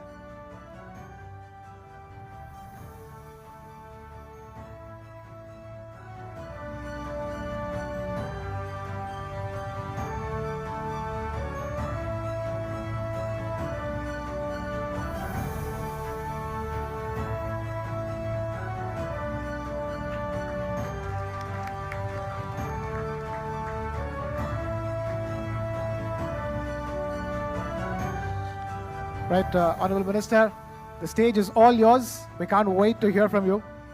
Please, requesting you to take the stage, yes. So which mic do I use? You can use both of them, sir. Thank you. Because, one of my conditions was that when I come to the program, I don't want to bore you for quite a long time, so I'll get straight to the topic and the issue, and I'm very glad that TV9 has invited me here, and of course Karthikeya had been an old associate and instrumental. Of course Hemant Sharma ji has been a long friend from my father's time to now, so this invitation cannot be refused at any cost. So I'm very happy and privileged to be having being invited here and to talk to such leading lights. And I've been told Mr. Deepak Bagla, Mission Director, Atal Innovation Mission, Niti Aayog, Shri Rajiv Singh, Vice President, Head of Corporate Partner, SAP, Shri Partosh Chaturvedi, Managing Director, TV9 Bharatvarsh, Shri Karthikeya Sharma, MD News 9, Shri Prasada Raghav, Senior Vice President, TV9 Network, Shri Rahul Singh, Head of Marketing, SAP, and all those leading lights of the industry and stakeholders from the tech industry and the media and all those who are present in this hall. So the first thing I asked when I was walking down, कि भाई हिंदी में करना है या English में? So so they said mix कर दीजिएगा. Anyway, बात यही है कि आज जो ये समारोह हो रहा है और इसमें जो विजनरीज और जो हमारे फ्यूचर भारत के लिए यहाँ सम्मानित भी किए जा रहे हैं और उसके ऊपर चर्चा भी हो रही है और स्टेक होल्डर्स को लाया जा रहा है, तो मुझे इस बात की बड़ी प्रसन्नता है क्योंकि आदरणीय प्रधानमंत्री नरेंद्र मोदी जी ने जो संकल्प लिया Atmanirbhar Bharat, make in India, self reliant India and tech India, तो यही एक मैं बधाई भी दूंगा और सराहना भी करूंगा TV9 नेटवर्क की कि ऐसे समायोजन होते रहने चाहिए।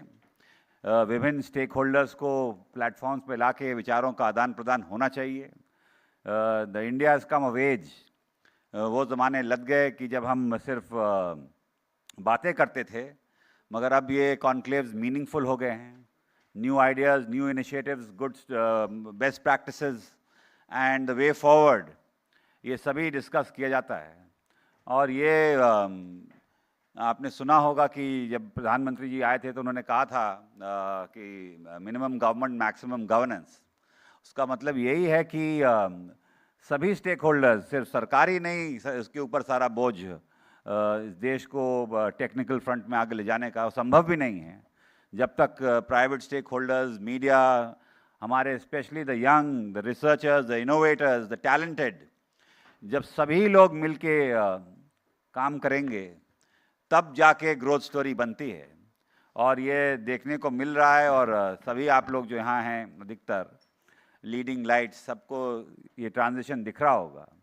एंड मैं कुछ ही दिन पहले एक ऐसे ही शो में, बहुत कम जाता हूँ मगर वो मिस्टर सत्या नडेला थे, द CEO ऑफ माइक्रोसॉफ्ट, तो उनसे बात हो रही थी फायर साइड चैट पे।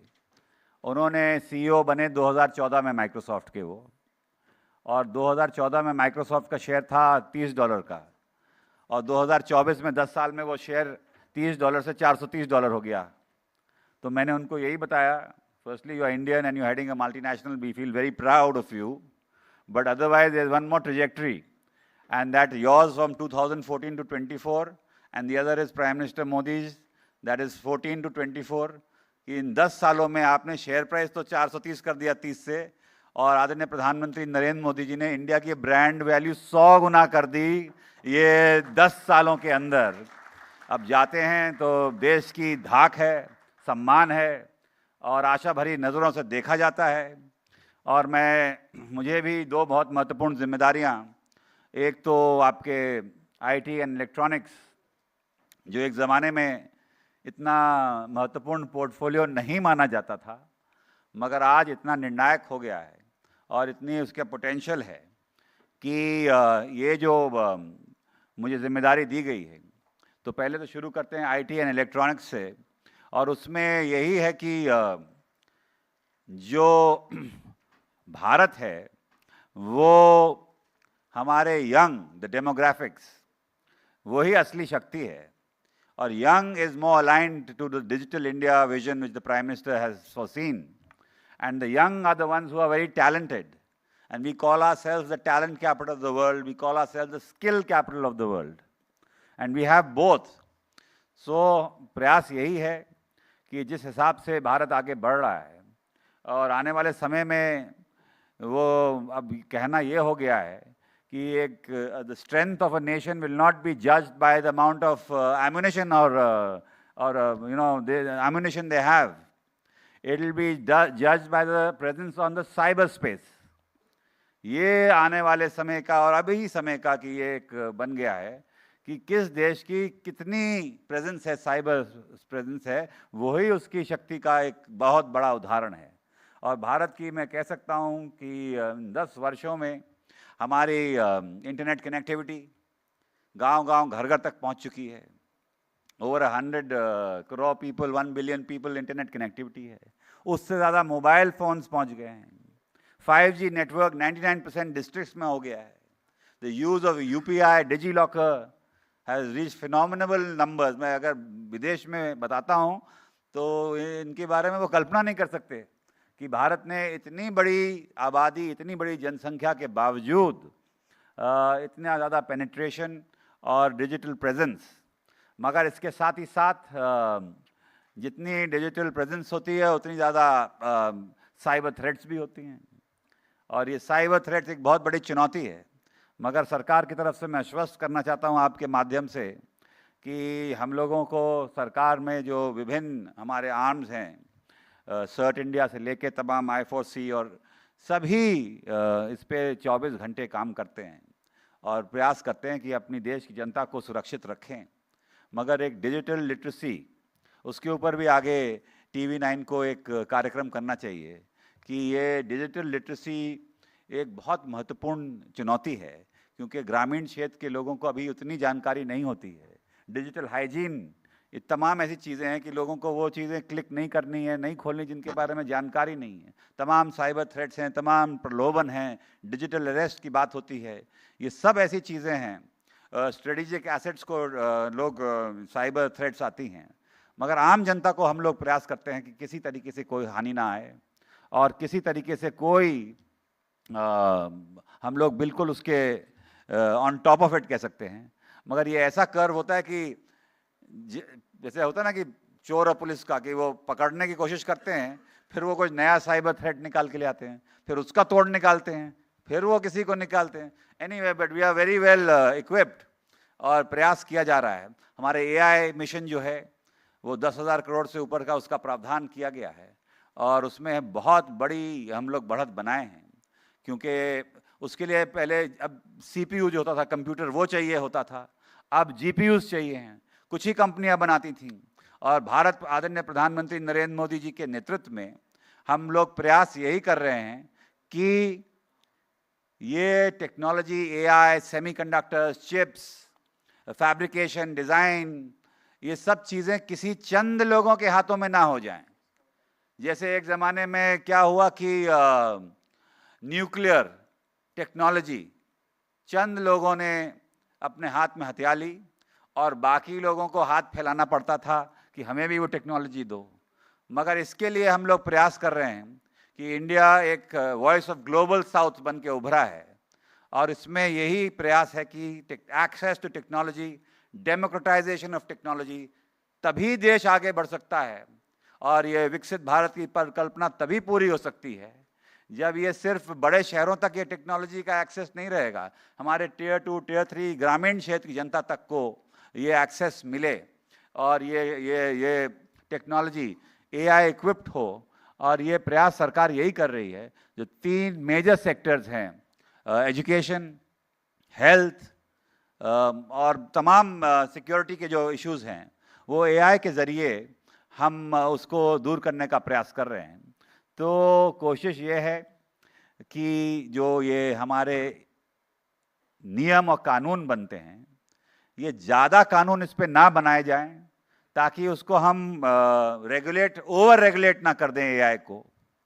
हम चाहते हैं कि इसको खुला छोड़ें और हमारे रिसर्च, इनोवेटर्स, यंग लोगों को एक्सपेरिमेंट करके नए नए चीज़ें बनाएं ताकि AI का इस्तेमाल हो सके। अभी ऐसी चीज़ भी आ गई है, आज ही मैं किसी से बात कर रहा था तो उन्होंने एक 22 साल के लड़के ने बनाया एक AI model, voice based model. उसमें सवाल जवाब जब आप करेंगे तो वो इमोशंस उसमें वो कंप्यूटर इमोशंस के तरह बात करेगा। तो ऐसी ऐसी चीज़ें आ गई हैं जो कभी जिसकी परिकल्पना नहीं की थी, कभी कल्पना नहीं की थी, वो हम लोगों को आज AI के माध्यम से प्रयास कर रहे हैं कि हमारा किसान खेतों में जब वो फसल की फ़ोटो लेगा तो उसे मालूम पड़ जाएगा इसमें कौन सी दवाई डालनी है, कितनी हेल्दी फसल है। वो मिट्टी की अपनी खेत की लेगा तो उसे मालूम हो जाएगा सिंचाई कब करनी है, इसमें खाद कब डालनी है। तमाम ऐसी चीज़ें हैं। शिक्षा में भी तमाम ऐसी चीज़ें हैं जो समय लगता था वो क्षण भर में हो जाएंगी। हमारे हेल्थ सेक्टर में जो आम चीज़ें हैं, क्रोसिन और ये दवा बुखार और ज़ुकाम के लिए ये AI मॉडल चैटबॉट ही बता देगा। अब हमारे डॉक्टर्स को समय मिल जाएगा more research, more higher calibre काम करने के लिए। तो देश आगे बढ़ रहा है। सेमीकंडक्टर्स के लिए हम लोगों ने फैब्रिकेशन के लिए तमाम प्रोत्साहन PLI स्कीम्स दी हैं ताकि ये चिप्स जो हमारे ज़िंदगी के हिस्सा बन गए हैं, ये सब जगह चिप्स लगे होंगे। ये लाइट जो चमक रही है ऐसे नहीं चमक रही, इसके ये जो TV LED स्क्रीन्स वगैरह के पीछे छोटे छोटे चिप्स लगे होंगे। हमारे गाड़ियों में जो सेंसर्स हैं, दरवाज़ा खुल रहा है तो सिग्नल आ रहा है, गाड़ी गर्म हो रही है, बैक हो रही है, तमाम ऐसी चीज़ें हैं। ऑटोमेटिक लाइट्स ऑन हो जा रही हैं अंधेरे में। ये सब वो चीज़ें हैं जो जिसमें चिप का इस्तेमाल हो रहा है। तो अब हमें आत्मनिर्भर भरना है, उसको भारत में ही उसका प्रोडक्शन करना है, डिज़ाइन भी यहाँ करना है, पैकेजिंग भी यहाँ करनी है। बड़े बड़े प्रोत्साहन दिए जा रहे हैं, 50% के ऊपर PLI स्कीम्स में मैं कह सकता हूँ, और स्टेट्स को मिला लो तो कहीं कहीं 70-75% प्रोत्साहन मिलता है कि आप इनका प्रोडक्शन करें और भारत इन्वेस्टमेंट हब बने। तो दूसरा विभाग जो है वो वाणिज्य विभाग है। वो भी इतना महत्वपूर्ण है क्योंकि आजकल FTAs की बात होती है, फ्री ट्रेड एग्रीमेंट्स, बहुतों से हमने कर लिए हैं। यूके से हमारा फ्री ट्रेड एग्रीमेंट हो गया है, एफ्टा कंट्रीज से जो स्विट्जरलैंड, लिechtenstein, तमाम उस क्षेत्र की जो हैं 4 देश, उनसे हो गया है। बहुतों से वार्ता हो रही है, न्यूजीलैंड से, ओमान से, अमेरिका से, तमाम जगह से। अब ये भारत, मोदी जी ने ऐसा एस्पिरेशनल इंडिया बना दिया है कि एक ज़माने में जो 140 करोड़ जनता थी वो सिर्फ जनसंख्या थी, मगर अब ये जनसंख्या नहीं है, ये एस्पिरेशनल इंडिया है। ये खर्च करने की क्षमता रखती है, ये क्वालिटी प्रोडक्ट्स चाहती है, ये ट्रैवल टूरिज्म किसी भी देश का बढ़ा सकती है, घूमने फिरने खर्च करने की इनके पास क्षमता है।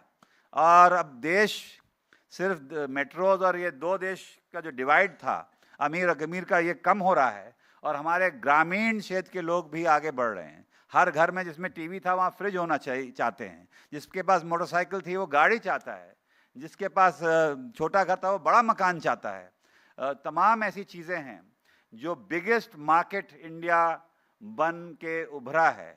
और महिलाओं के लिए भी, अब हमारी गांव की महिलाएं हाथ से कपड़े नहीं धोना चाहती हैं, वो हर घर में वॉशिंग मशीन चाहती हैं। तो जब हम अपने FTAs की बात करते हैं विभिन्न देशों से, तो बताते हैं कि भारत आगे बढ़ रहा है, क्वालिटी प्रोडक्ट्स चाहता है। किसी देश के डंप प्रोडक्ट्स जो इंफीरियर क्वालिटी के होते थे, जो एक ज़माने में भारत के लिए डंप कर दिए जाते थे कि भारत के लिए सब स्टैंडर्ड और वेस्ट के लिए टॉप क्लास प्रोडक्ट्स बनते थे, वो ज़माने ख़त्म हो गए हैं।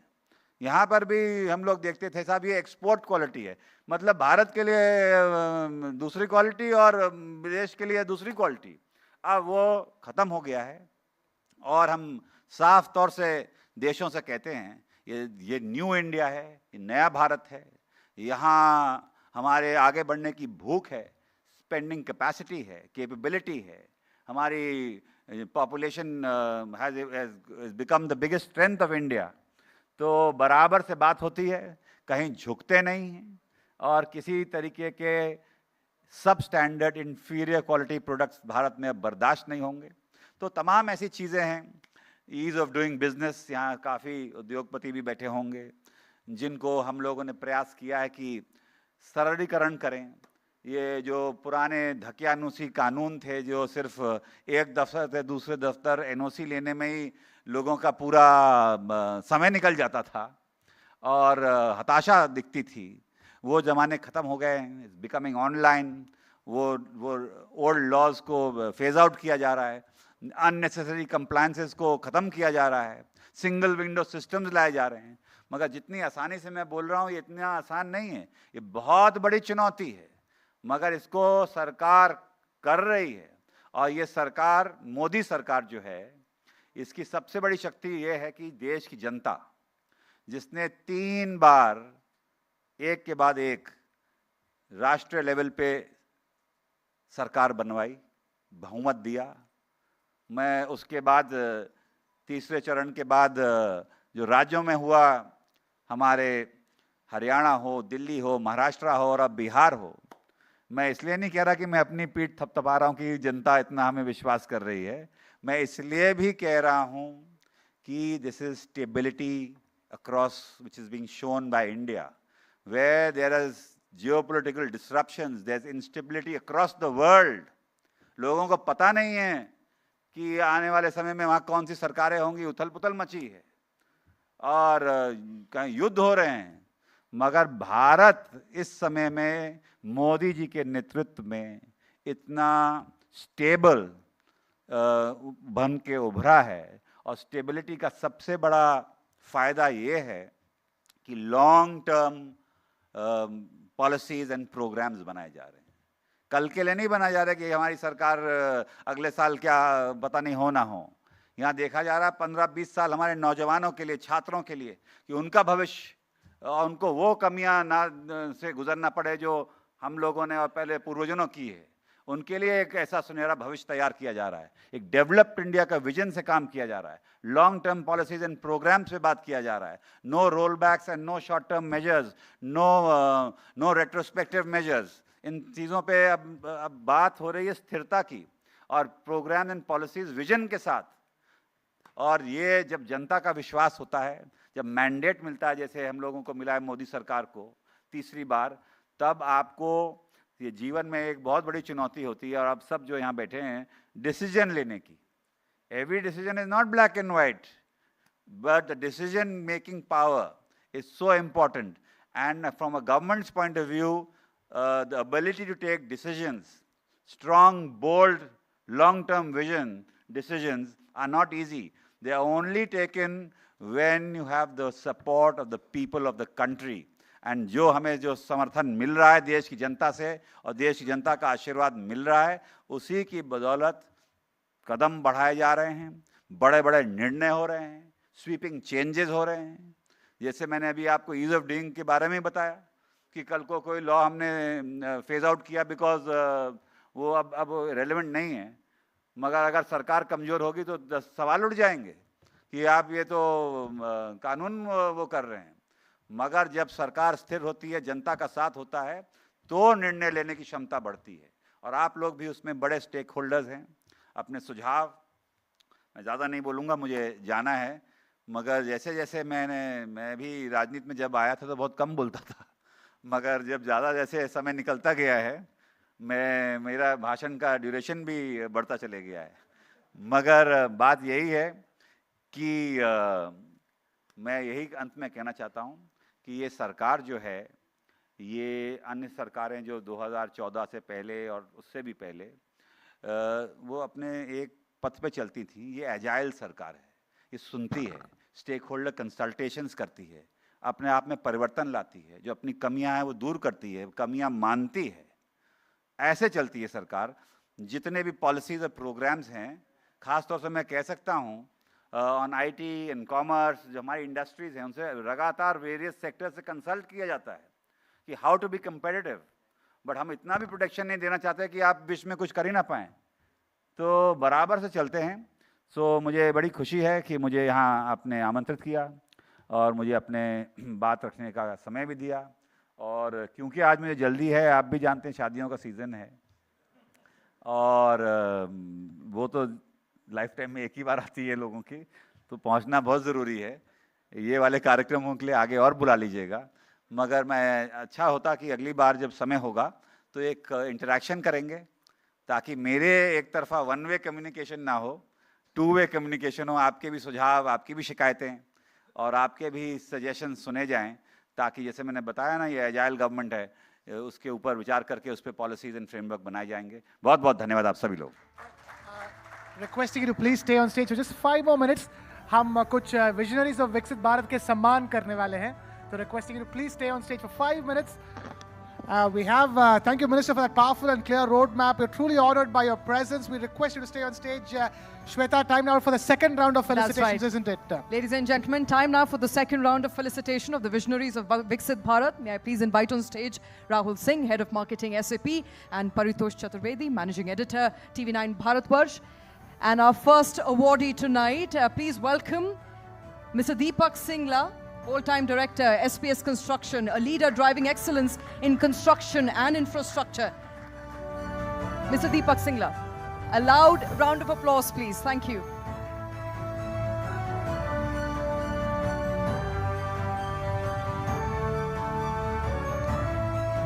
May I now invite and welcome the next visionary, Mr. Kishore Khanna, MD Romson's Group of Industries, a driving force in India's medical devices sector. He has strengthened the nation's healthcare backbone through innovation, quality and self-reliance. And to accept the award on his behalf will be Mr. Shivam Khanna, Director, Romson's Group of Industries. Mr. Shivam Khanna.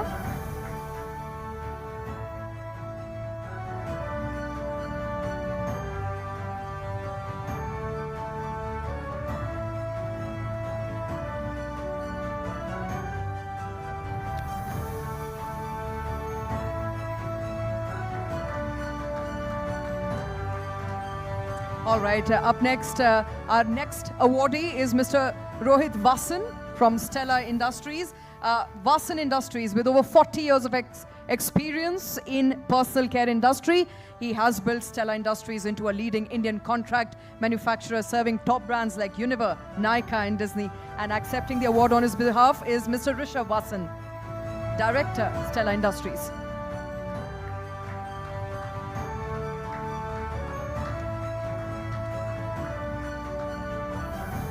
More energy, more energy. Huge round of applause. These are the visionaries of Viksit Bharat, ladies and gentlemen. And up They next, are the ones driving this country. absolutely. And up next, may I please welcome Mr. R.K. Goyal, Rajkumar Goyal, Managing Director, SLR Metallics, a leader shaping India's steel and alloy sector. To accept the award on his behalf is Nancy Goyal, Director, SLR Metallics.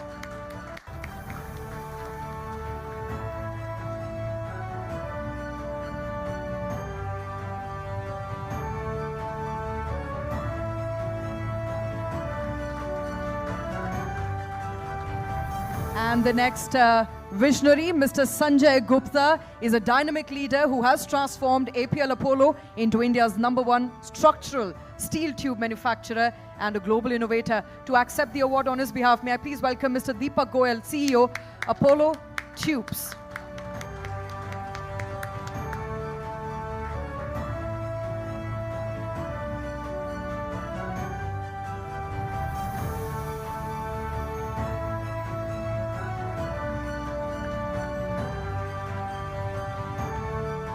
And our next visionary is the driving force behind iconic brands like Denver and Vanessa. He has steered Hamilton's evolution from a fragrance-led company to a fast-growing personal and home care powerhouse, Mr. Saurabh Gupta. To accept the award on his behalf, may I please invite Mr. Rajesh Gupta, Director, Hamilton Sciences.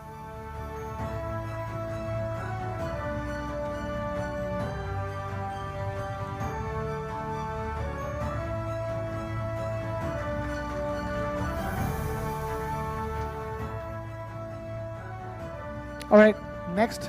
Up next, sir, we'll give you 2 minutes after. Okay, just 1 second. One second. Sir, my submission is that GST ये remove हो जाना चाहिए जिससे गरीब लोगों को चीज़ें सस्ती मिले और इनकम टैक्स आप बहुत स्ट्रिंजेंटली वो पैसा इनकम पर बढ़ेगी तो इनकम पे आप अच्छे से कस के टैक्स दें। बहुत धन्यवाद, बहुत धन्यवाद. Thank you. All right, may I please welcome our next visionary, Mr. Sohrab Sitaram, co-founder and director, Keventers. He's a seasoned entrepreneur with over 25 years of experience in food and beverage sector. Mr. Sitaram. We all have been customers of Keventers one way or the other in Delhi. We all love Keventers. Yeah.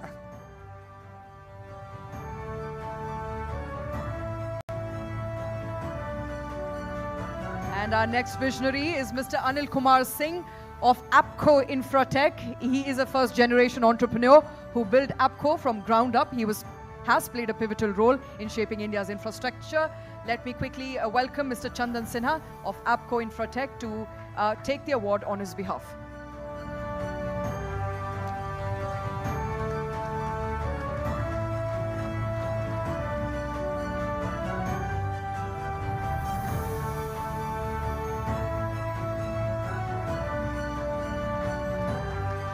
Our next awardee is a dynamic leader steering one of India's growing diversified enterprises. He has driven Bonlon's expansion across metals manufacturing, hospitality and civil construction. Mr. Arun Kumar Jain of Bonlon Industries. Accepting the award on his behalf is Nitin Agrawal, Director, Bonlon Group.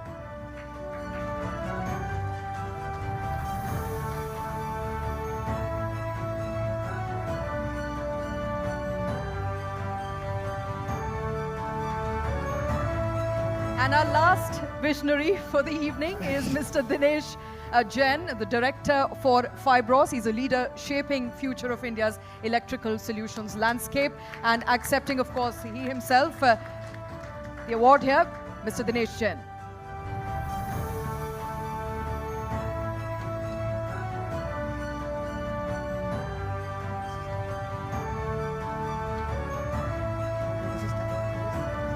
And a last quick addition, if I may, Our next award goes to a driving force behind some of India's most critical highways and infra projects, Mr. B.S. Singla of Gawar Construction Limited. Mr. Singla. This is the last one. This is the last one, sir, for sure. The last of last. That was the semi-finals, the finals one.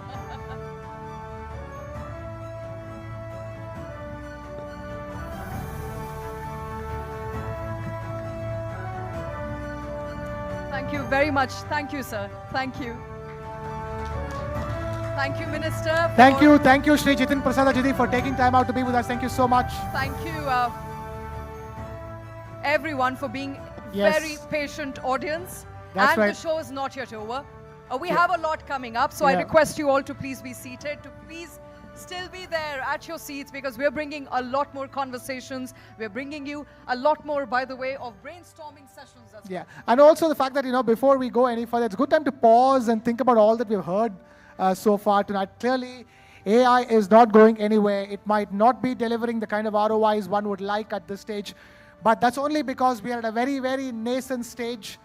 You have companies, attempting it, piloting it. Some of those pilots, most of those pilots do need to take off as well, and that is where the future is, to figure out what is the right kind of AI for the right use case at the right stage, to scale, to be competitive, to create efficiency, all of which will depend upon companies like SAP India, which have been working so closely with homegrown Indian businesses across the country, isn't it, Shweta? Absolutely, and I think that's the big takeaway there, that companies are experimenting with AI, and they are a bit scared at the moment of what AI can do, but I think taking it head on as far as the challenges is concerned. That's right. Time now for the innovative keynote interview for tonight. And for that, may I please welcome somebody who is the Mission Director of Atal Innovation Mission at the Niti Aayog Government of India. He brings with him a distinguished career spanning multilateral institutions like the World Bank, Citibank, and even the private equity sector as well, with leadership roles across the world, Europe, Asia, Africa, and Australia. Ladies and gentlemen, please put your hands together for Mr. Deepak Bagla. Requesting Mr. Deepak Bagla to please take the podium. He will be delivering an innovative keynote here. Thank you very much.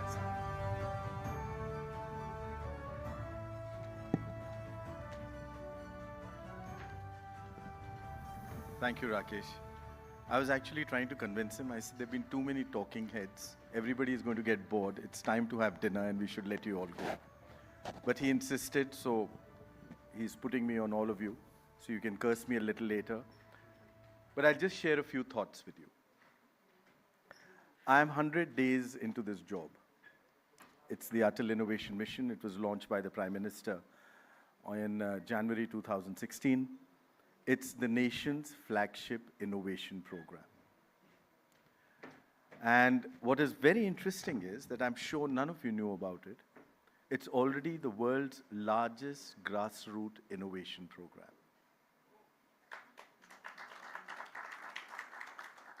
And it's amazing that there is so much happening in India which we are not even aware of. And the reason why I'm bringing this up to you is because innovation is now going to be the next key element which will ride us forward, right?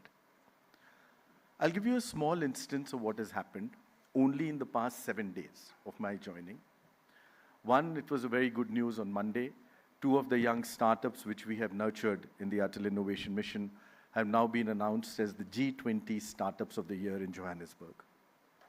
2 of our young startups. And they're amazing stories. These are stories of young people from small towns and cities trying to solve small problems, which are actually problems which are right across the world, which have an impact. From a jackfruit tree to creating more vitamin D in food, or to create sustainability. Another very interesting story which happened last Thursday. 6 of our youngsters from a government school near Bangalore, the name of that place is Malleshwaram, were chosen for the Global Robotics Championship in Panama which is like the Olympics of robotics.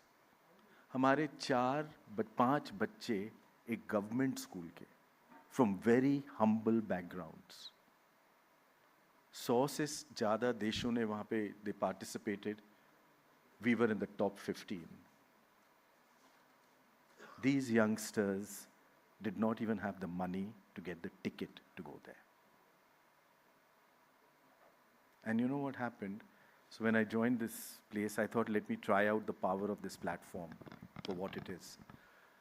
So we ran a hackathon. Everybody said that this is not a good time to run a hackathon. Diwali ki chuttiyan hai, Puja ki chuttiyan hai. People will not be there. But before that, let me backtrack and tell you, why is it the largest? That they've already put 10,000 innovation labs in schools in India.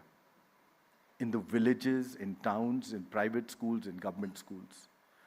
They have incubators, which is the largest number, close to 100 incubators.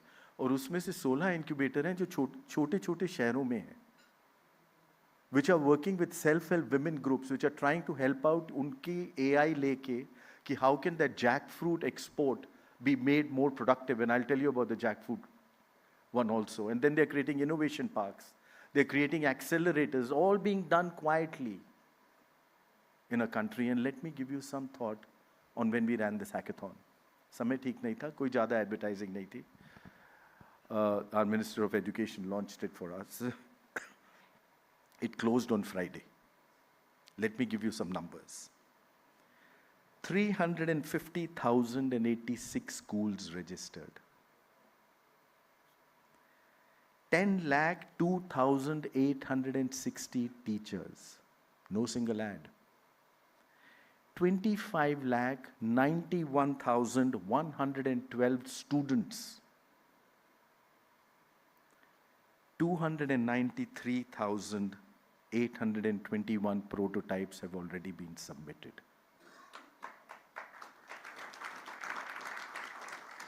This is a new India which is coming up.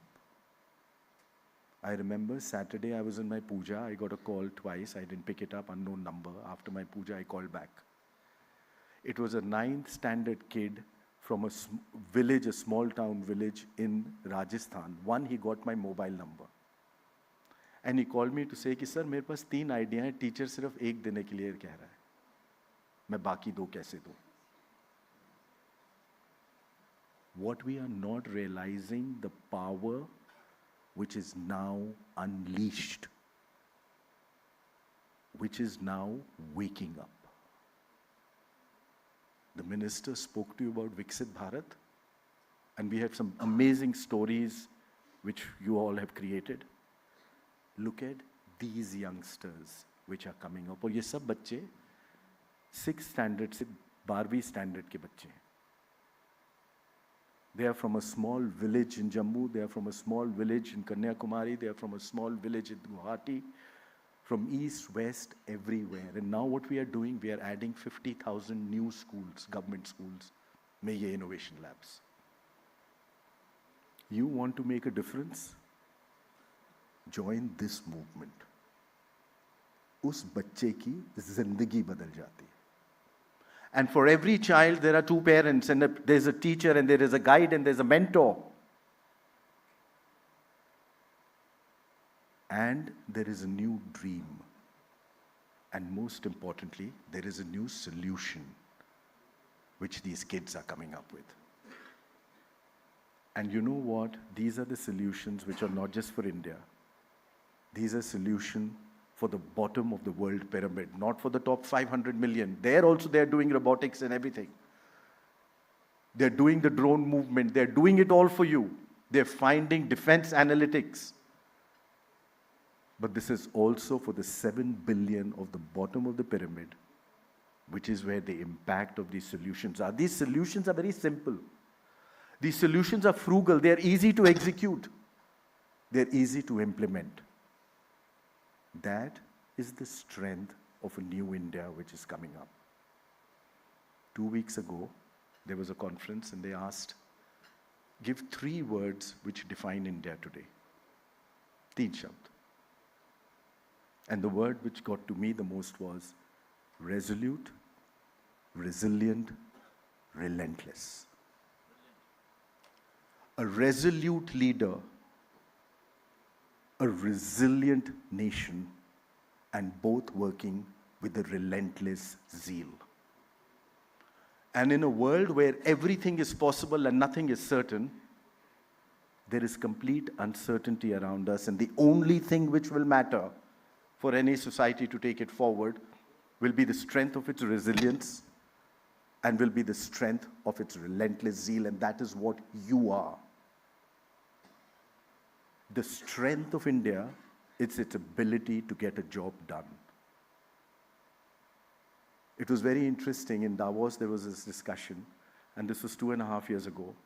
And we were sitting around a table, and 18 global investors were sitting there. And one of them mentioned that he is going to double his investment in India in the next 36 months. And the other one asked him, why are you going to be doing that? And these are the biggest private equity investors of the world, okay? His answer was very simple. He said, the only country in the world where every tomorrow is better than today.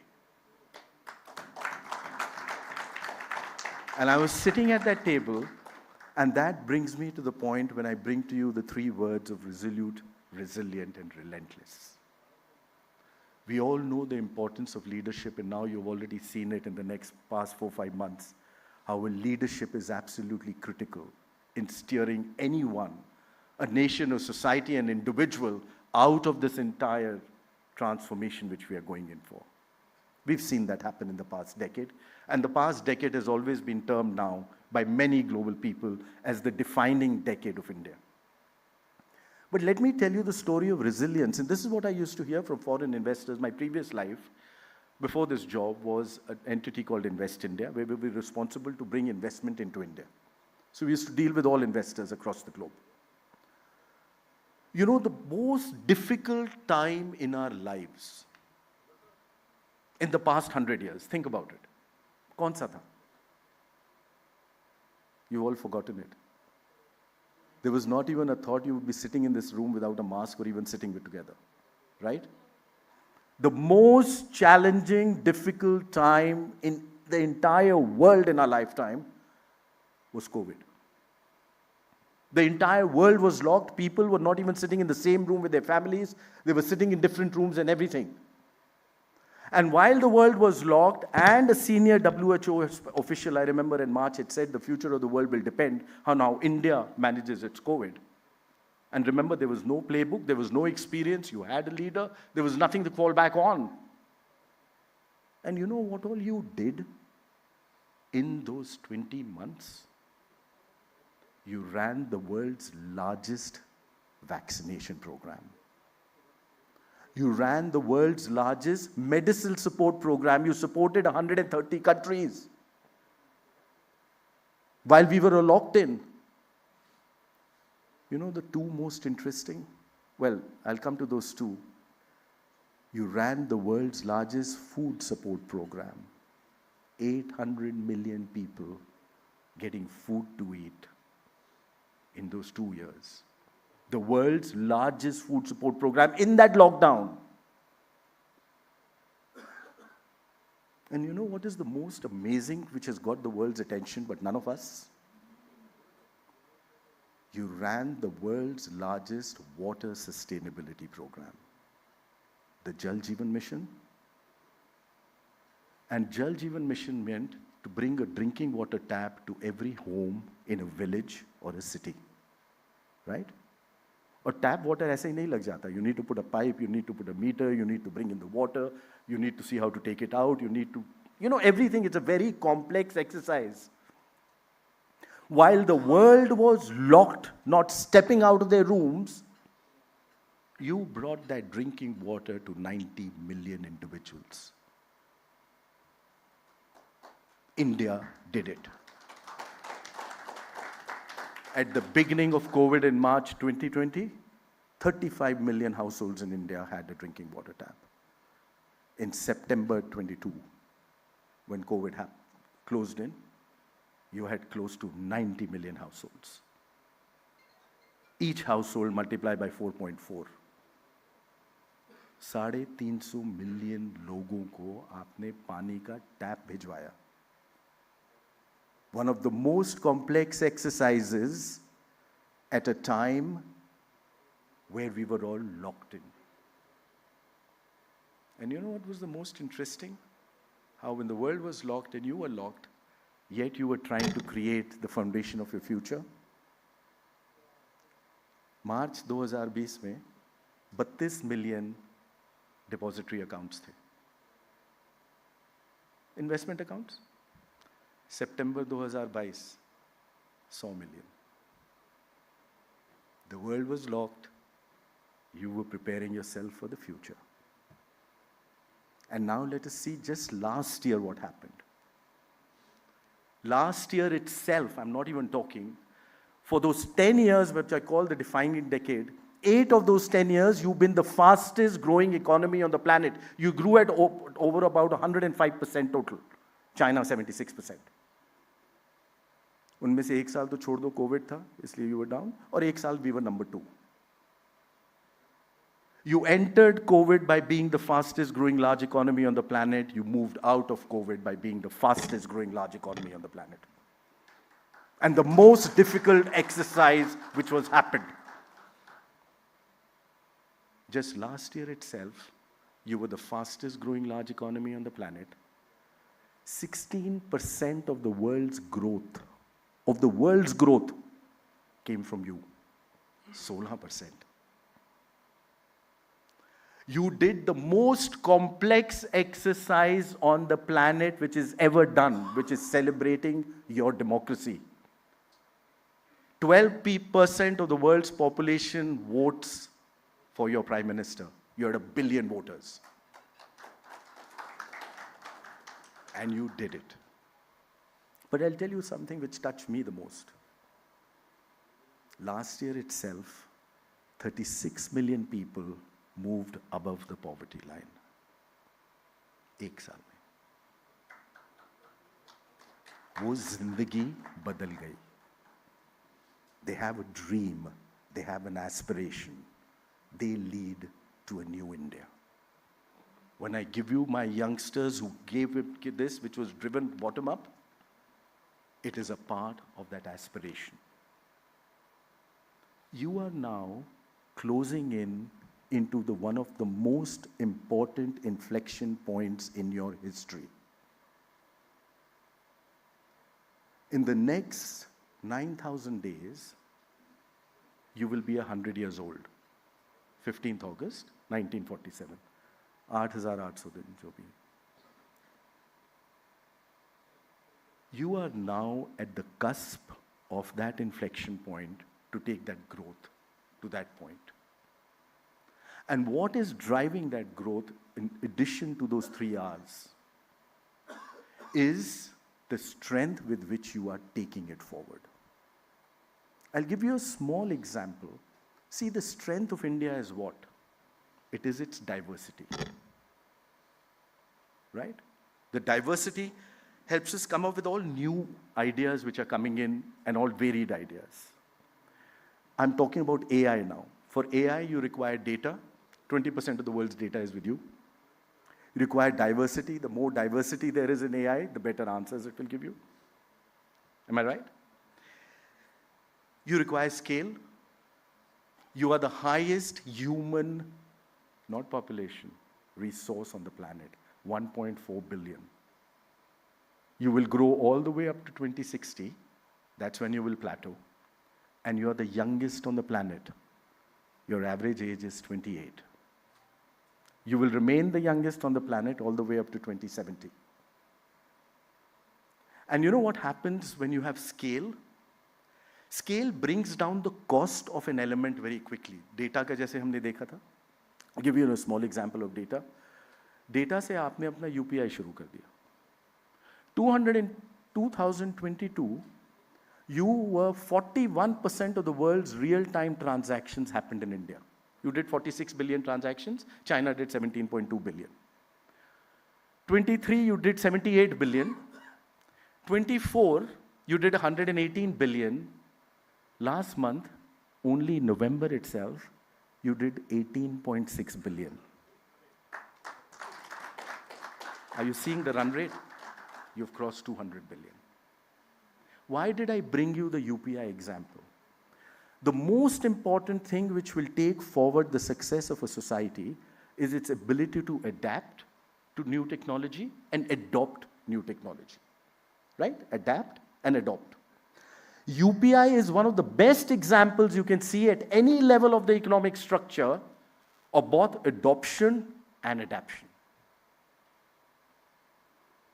The moment the cost comes down, then starts the magic of that innovation. I'll give you one more example, which is core actually, very interesting. I used to be a banker in one of my lives before in West India. I used to be with Citibank, which you mentioned. 2010 या 11 में, you know KYC is the most core thing of banking. आप सबकी KYC हुई है. और KYC is an element which can be a big multiplier in doing any. अभी OTP आ गया, KYC वगैरह से. A cost of doing a KYC in 2008-2010 used to be anywhere between about 1,500 rupees to 1,800 rupees. You know what is the cost today? With the new technology which has come in. 15 paise. Are you seeing the magic that KYC can get created? Jeevan Sathi and matrimonial columns will also go away. I can lend to you directly on a platform without going through a bank. I can get your KYC. The strength of India is its scale. The moment you have scale, that cost curve comes down. And that is where the strength of all of you is. And with that scale, the last part, there's a 2D and there are 2 S's. The last is skill. Nobody better than you to do the skill. I'm just closing in now. When did we start talking about China in our lives? 2008, 2009? Am I right? That's when it started coming up in everybody's discussion. What was happening in China at that time? If you look at the statistics from 2008-9 till 2016-17, China added 1 billion GDP dollars to its GDP every year. 1 trillion, sorry. $1 trillion to its GDP every year. I'll tell you the importance of this. 2014-15 में आपका GDP कोई 2.5 trillion था. 2020 में 3.5 trillion हुआ. इस 6 साल में जो 10 साल में, या 10 भी नहीं था, 6 साल में जो 1 ट्रिलियन बढ़ा, उस 1 ट्रिलियन से 250 million people moved above the poverty line. That's the importance of your GDP. Now let's look at our GDP story. Your first trillion happened in 2006-07. 2047 से 60 साल में आपने फर्स्ट ट्रिलियन किया. सेकेंड ट्रिलियन आपने किया 2013-14 में. 7 to 8 years you did your second trillion. Third trillion 2019 में touch हो गया था, फिर एक्सचेंज रेट हुआ तो फिर 21 में आया. So on 4-5 years you did the second trillion, the third trillion. Your fourth trillion will be next year, which is again 3.5 years अगर कोविड हटा दिया. Now remember, your 8th, 9th, 10th trillion will all happen in less than 12 months each.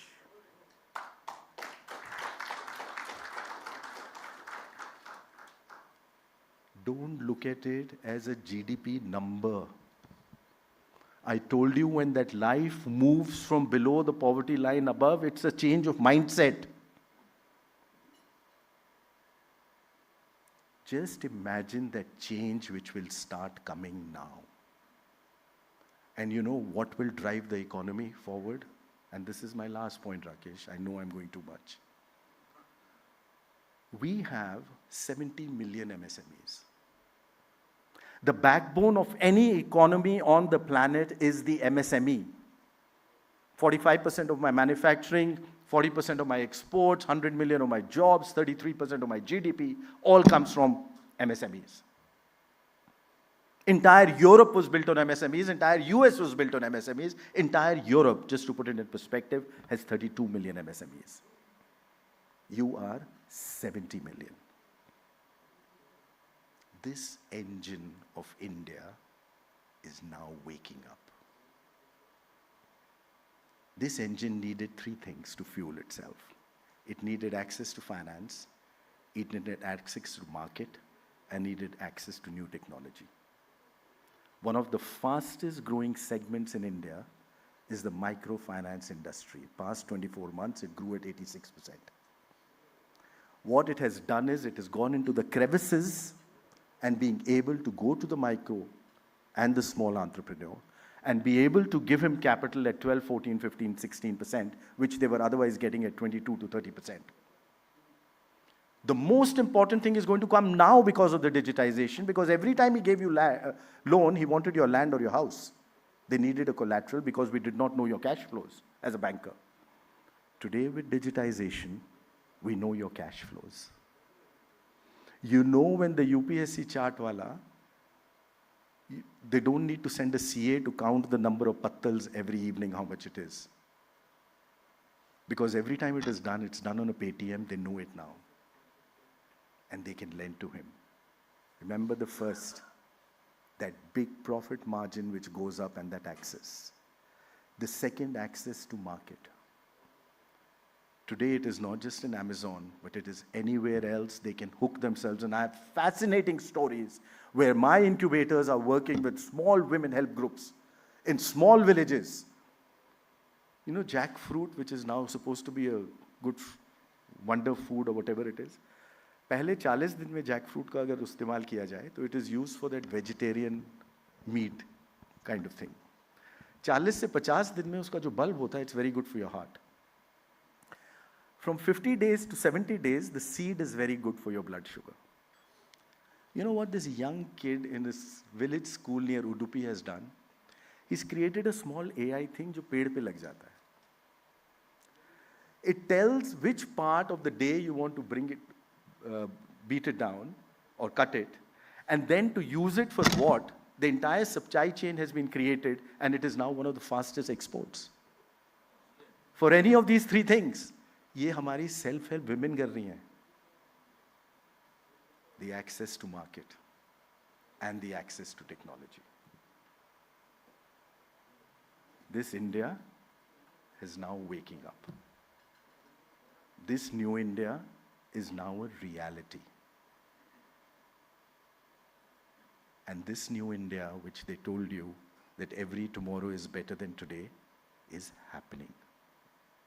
And remember, it's a resolute leader, a resilient nation, and everyone here working with a relentless zeal. Thank you.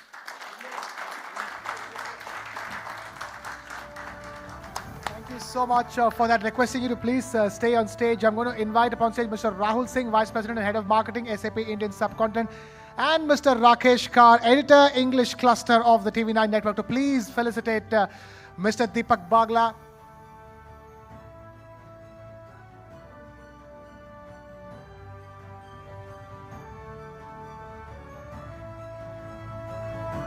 Ladies and gentlemen, huge round of applause for Mr. Bagla.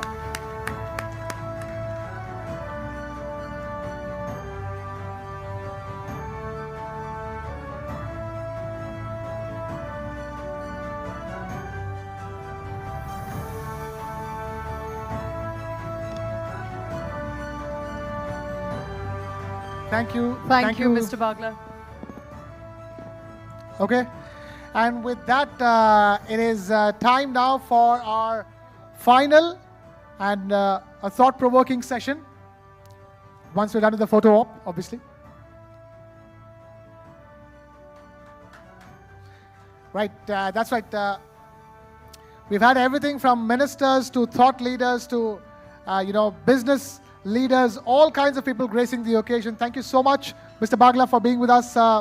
Thank you for delivering that lovely address. Session. Yes, so many numbers, isn't it, Shweta? So many numbers, mind-boggling. Also reminds you of the power that Mr. Bagla reiterated of the mid-sized companies in the country.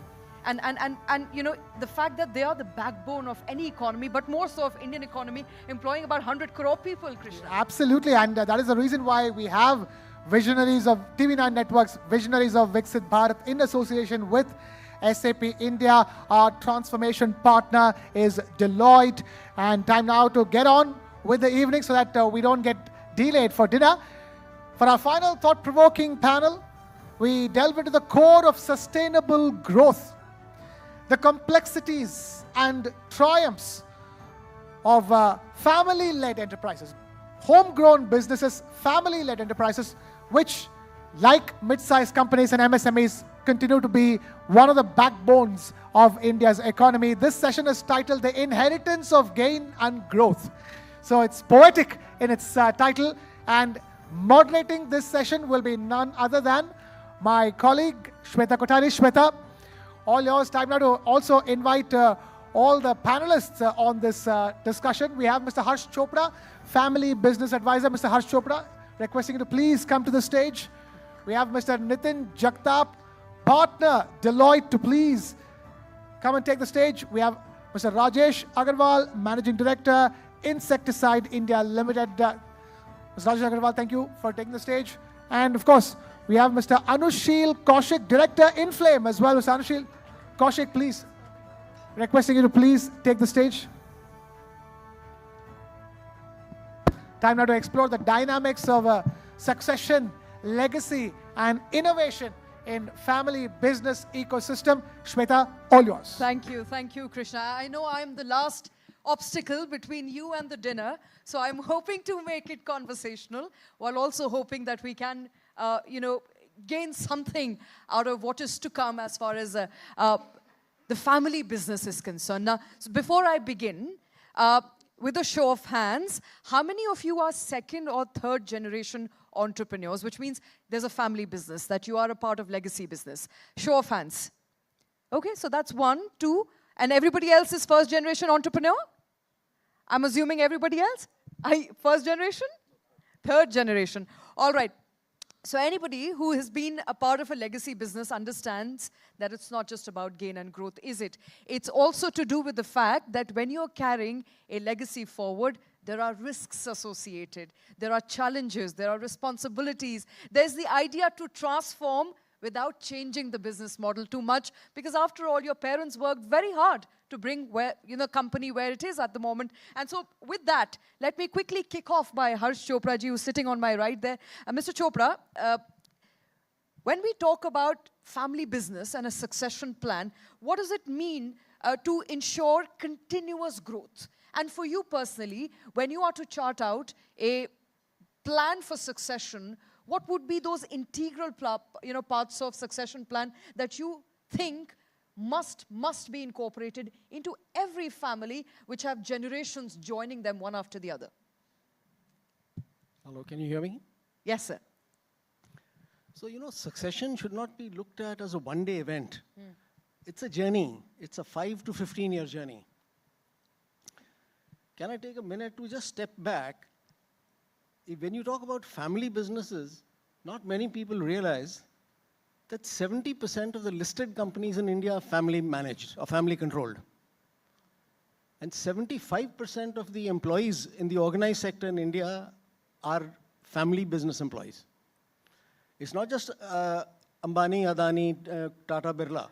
It's the small mom and pop shops. And they contribute 70 to 79% of the GDP of India. Just an interesting statistic, in the United States, the percentage of listed companies controlled by families is only 33%.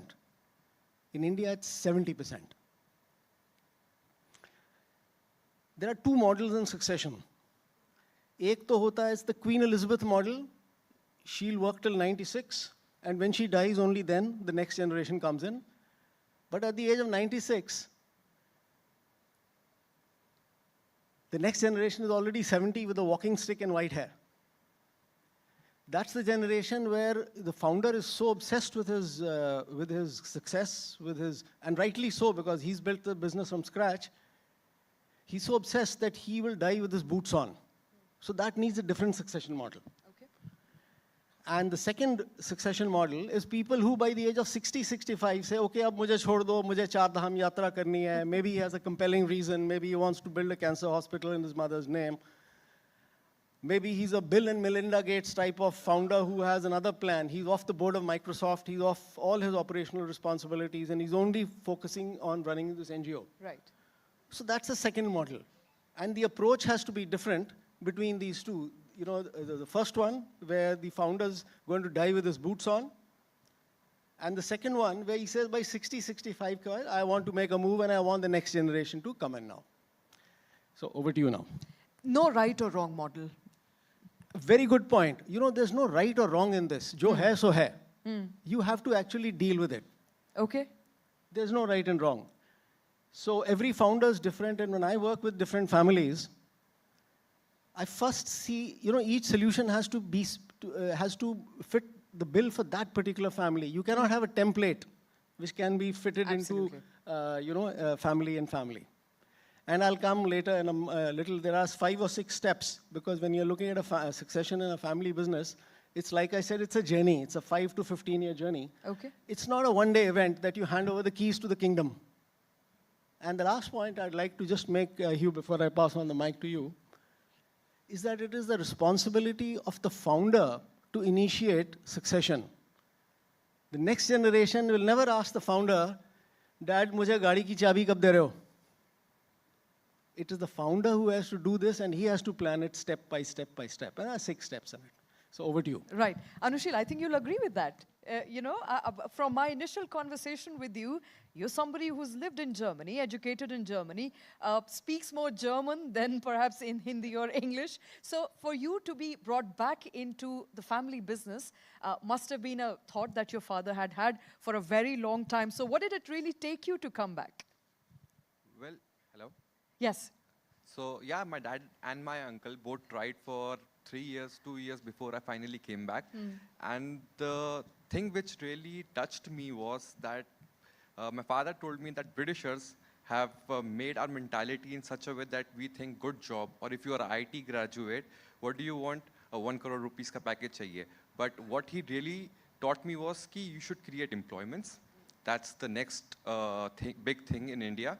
And you should be responsible for the growth in a certain way. And that should be accountable for the nation.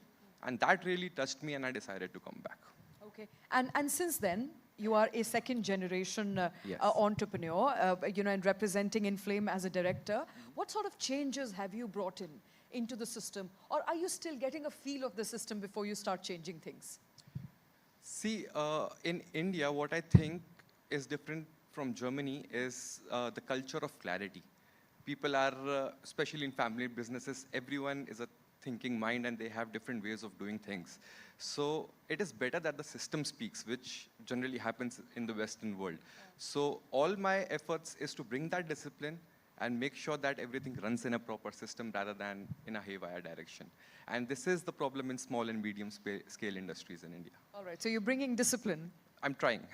All right, Dad will like that. All right, let me quickly also get in Mr. Agrawal here, who is a 3rd generation entrepreneur, has moved away, from traditional family business to build an agrochemical business, which has a huge turnover today of almost 1,100 crore rupees. So 2,000 now. Okay, so numbers have not been updated online on internet, but what made you pivot from your family business, and why did you not decide to carry on with the legacy?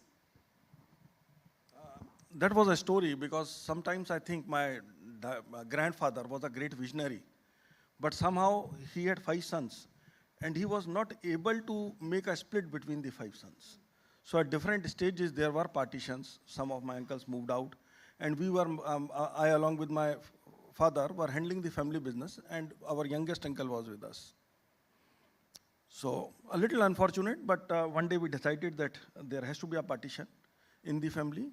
And then since I was elder, I was looking after the family business for almost a decade. We decided that we'll move out of the family business, start from scratch. So literally we folded the carpet of our drawing room, made our office, and started from there. So no succession plan there, decided to move altogether, pivot altogether from the family business. Yes, there was a confidence that we can create, because my father was a great marketeer, very, very popular. I had the challenge because when I joined, so very traditional business, Lala ji ka pota aa gaya, dekhte hain isko. तो yes, but there Lala were जी का पोता को पता है क्या करना है क्योंकि सिखाया है पिताजी ने. हाँ, खून में है, देखा है आपने बचपन से. जी. You know what are the challenges because when you are in the joint family, everybody speaks differently. और वो सोचते हैं बच्चा इसको क्या समझ आएगा, बात कर लेते हैं.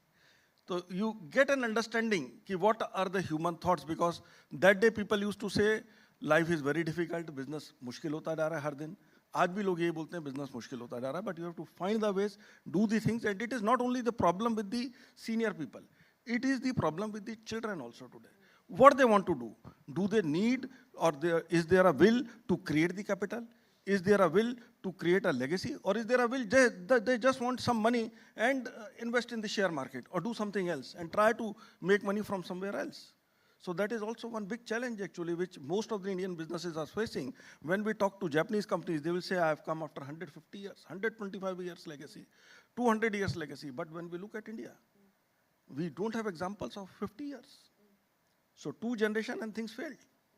So it's a big challenge what our country has to face. We as entrepreneurs need to decide how do we need to create a succession that goes smooth and there should be the right people who can run those businesses, do the things. It's a challenge. It's a challenge. And another challenge that we have, Nitin, is digitization. And the reason I'm talking about it is because while new age companies are fast adopting technology and going digital, as was also pointed out in our earlier session, legacy companies are finding hard to adopt last mile digitization. What's exactly happening here? So yeah, there are, we as a consultant, we always deal with plethora of clients and spectrum of clients, and obviously the family driven businesses are one of the major chunk which we also target, right? Now, there are certain sections who adopt this very early, particularly the second, third generation who has got the wave of digitization, foreign graduated, they try to bring in that. But still, the controls, the old traditions or culture is also an impediment sometimes in between because the way the first generation has brought this company to this level, it has established itself a new brand, well-recognized brand, and there are margins flowing really well, right? They don't want to tamper all those things, right? And it happened in absence of technology. Yeah, absolutely. With minimal interference. Absolutely. So they are of the strong opinion that all this we have done without anything, spending crores and crores onto the technology front. Why we need? What difference is going to bring? And establishing a business case in front of the first generation sometimes becomes very difficult, right? So that's what the impediments are. But yeah, collectively, we are trying to showcase use cases and everything to turn around things. Okay. Yeah. And is that helpful? Yeah, it's happening. It's happening. And because the way Mr. Bagla also spoke about, right, I guess digitization is going to be an absolute essential thing because now people are talking about AI, right? If I pivot towards that direction, and AI cannot happen with the proper data flowing into your processes and systems, right? And at least even the first generations are now talking about AI. If not digitization, but AI. Yeah. So as a backbone of digitization, it's happening. It's playing a role, right? All right. Harsh Chopra, as we move towards a Viksit Bharat, and in your assessment, what are the strongest possible drivers of long-term growth that perhaps today's leaders can pass on to the next generation? So, in my experience of meeting over the last 10 years, a lot of promoters, those that really move from generation to generation, and so you mentioned the Japanese companies. There's one Japanese company which has survived for 46 generations. और उनका एक rule था that one male member of the next generation, whoever shows the most passion for the business, he'll be selected to run the next, as the next generational head, and all the others will take up jobs outside. So the business doesn't get divided. Exactly the same rule was there in an Italian family which ran for 26 generations. They still run. They run a vineyard in Italy, a very famous vineyard, the Anginori family. And there the rule was, and every family has its own rule, and like you said, there are no rights and wrongs in this. Right. Unka rule tha ki the eldest son will inherit the business across all generations. Now, on the 26th... And only son, right? I don't see many women here. I see 1, 2, 3, and 4th here on stage. So only sons. Yeah. Is that still the case? Because I see that happening. I think women in the room can agree with me, or will agree with me when I say that there are very few examples of legacy business being passed on to women till date. That's a fact. That's a fact. This generation, I see a change. Just yesterday, I was talking to one of the promoters, and his question was, can I involve my daughter-in-laws in business? Can I bring my son-in-law in business? If my daughter is going to run the business. So, this has to be agreed, and there are no rights and wrongs. Har ek ki tradition apni hai, Jain families, who maybe 50% of the business in my clients, half of them are Jains. They run 50% of the business in the country. So they have a little more conservative outlook. Marwadis are a little more conservative. So there are no rights and wrongs. Jo hai, so hai. But in one of the things, successful family businesses I've seen, one criteria for success is this. And hear me carefully, because this actually works. The leadership style of the founder has to change from command and control and micromanagement to trust and delegate, and give space to the other generations and to give, as the organization grows, to the HODs. Otherwise, you're not going to be able to attract and retain the best of class talent. If you look at some companies which are very successful in India, family businesses, Dabur, Marico, Bimco, Murugappa Group, probably the most professional in India. All of them give so much space to their best professionals that professionals love to work with them. Whereas those who are micromanaging and tell him, acha, yahan se utha ke wahan rakho, ab ye karo, ab wo karo, and even for a 100 rupee bill, you need the signature of the owner, then they don't stay long. Some of these names, right, they are the most prominent in the digitization journey as well, right? And that's where the talent is coming, being attracted as well, right? All right. So, Rajesh Agrawal, coming to you. Let's talk about challenges a little bit. So the challenges that perhaps you have also faced as a third generation entrepreneur could stem from structural challenges, capital flows. How do you overcome these challenges in order to ensure that the business momentum keeps going? Because you can only pass on something as a legacy if there is enough and more drive in that business, if it has an opportunity for the future. So what we did was the innovation. We are into agrochemicals. And I always believed that if I'm able to bring the new solutions to the market, they will definitely be liked by the people. We can create a brand, we can go to next level. So we were always investing. So for bringing the new pipeline, we needed the customers pipeline, creating the customers, spending on marketing. All these things were going on. There were phases when we were doing large expansions or we were putting big industry. So once that phase came into my life, somewhere in 2012-13, when I made a huge investment, it was an industry. So I'd heard in my childhood, industry means indust and try. So that was that phase when my position was very, very tight and I saw myself delaying the payments, just managing my working capital with great difficulty. But that day I took a pledge that I'll clear off my bankers in 2 years and I'll work very hard and we will keep on discussing with the core team and create different type of products, different type of momentum in the market, and we were very successful in doing that. But the real challenge was when I had to bring my son from USA. Bring yourself back? My son. Your my son who was studying from in the USA. US? Okay. So, though he never said that I'll not come, but somehow there were some of his friends who told their fathers that we are not coming. So a big challenge. I thought, what infrastructure I got 30 years back, if I'm able to give the same infrastructure to my son, will he be happy? Will he continue with me? Yeah. And for how much time he would like to continue? So you had to do the digitization. Go to the digitization of next level. We are a marketing company because we market our products through our distributor network across the country and in the world. So we have more than 8,000 accounts to deal with. So SAP, we were on SAP for more than 15 years, but S4HANA was something which I started because I took Salesforce, I used Microsoft for the dashboards. So a lot of things I started doing, and it was not only that in the systems or SOPs, because what happened is the team started with me, because when I joined the family company, most of the people did not like the change. So I had to throw out many people, and that time the business was The small. technology change. So yeah, technology change, was also uncomfortable. automation.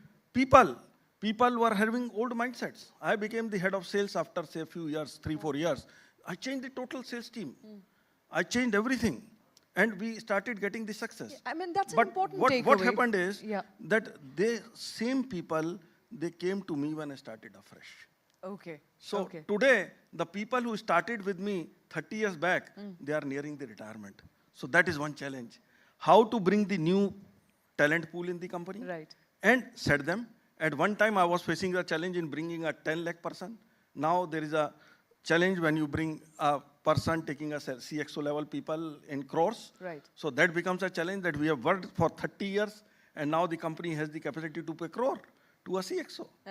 So bringing the new people on different levels in the organization. Finding the right talent. Finding and then giving them space in the company. To grow. With the people who are the champions, who have been working for 25, 30 years with one process, and changing the mindset of everyone and bringing the new generation.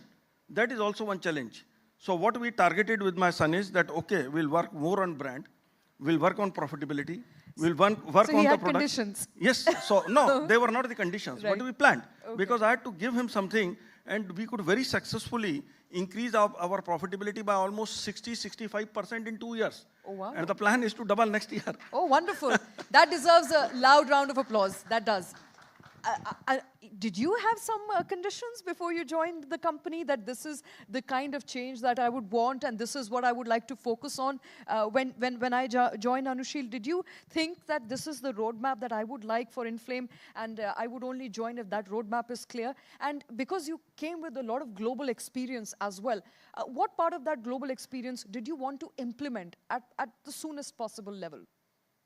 Well, I didn't come with any conditions. I just came and I Okay. started understanding the conditions, because, as I told earlier, India works very differently. Right. So it took me a year at least to understand what's going on, how things are running.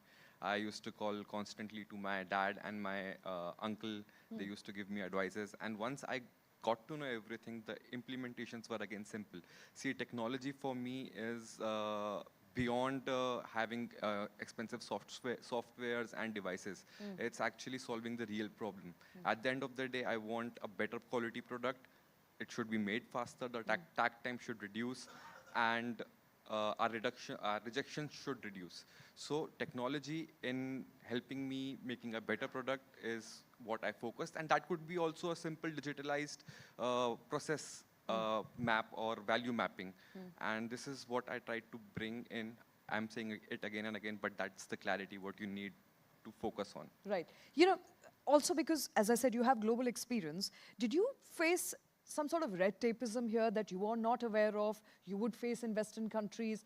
Because the systems are a little bit slow here. Yeah, it can get frustrating, Okay. I won't lie. And yeah, I have heard it a lot as well. But thankfully, I was trained very well with by my family. They were constantly supporting me, and that's the reason I had this advantage of learning it pretty quickly. All right, that's lovely. Nitin Jagpat, when organization wants to transition and they come up with various organizational change management plans, what are some of the key challenges in your opinion they face when they do so, when they are trying to create a roadmap for the next generation to take over? So absolutely. So change management, actually, most of the time people feel that they can manage it themselves. So there is not a culture that the change has to be managed by someone professional, right? So first, that's the biggest impediment, I'll tell you. Get a professional. Get a professional for that, right? And that's how it can be driven as a program, the way we drive any program, right? Sales acceleration or any IT digitization. Change management is also like that. To communicate that way, is to message that way, brand that change accordingly, and give comfort on whatever things people are having in their mind, right? So that's the program. So I guess that's the primary impediment in this. All right, and I have very few minutes left, so let me quickly go back to you, Harsh Chopra. Every person brings in their distinct working style into the company. So I'm not sure if you have a plan for the future prodigies of yours to join the company, but if you are looking to hire somebody to replace you, be it somebody in your home, in your family, or outside, what are the key areas of competence that you will be looking at? That's a good question, because mostly succession is within the family up to a certain size. Yeah. When companies go beyond a certain size, they become bigger. They become bigger, then they're not necessary that somebody from the family will be able to fit the role. So you have to decide whether the family tradition is going to be important for you, or whether the capability is going to be important for you. And one thing in closing I'd just like to mention is, जो सबसे बड़ा challenge है, why India you don't have going up to 20 generations and 30 generations, is that by the time a family comes to the third generation, there are so many cousins, a consortium of cousins who manage the family, they get in each other's way. There are a lot of crossed wires. Every family I've worked with. So you need to have a very clear governance structure, a family charter. Who's going to do what are the principle of compensation, what kind of cars. You can't have a younger son getting a longer car. That can break the family.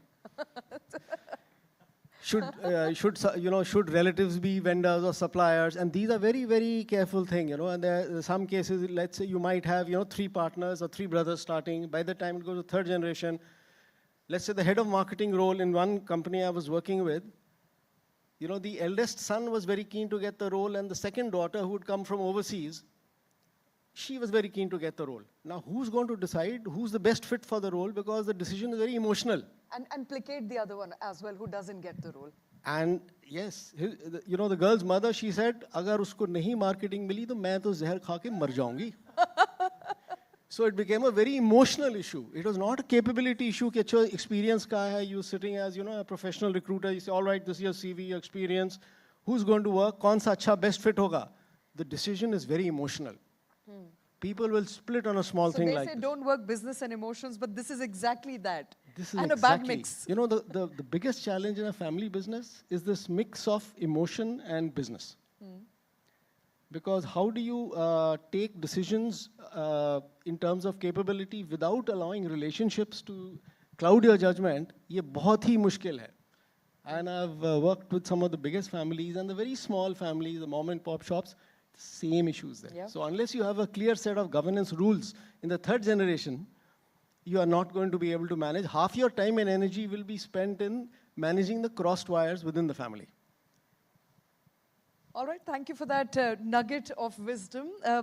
Mr. Agrawal, we know that agriculture is the backbone of India's economy. So if I were to ask you to share with us 2 to 3 key drivers that you would like to share with the next generation of entrepreneurs in agri and agrochemical businesses in similar industries, what would they be?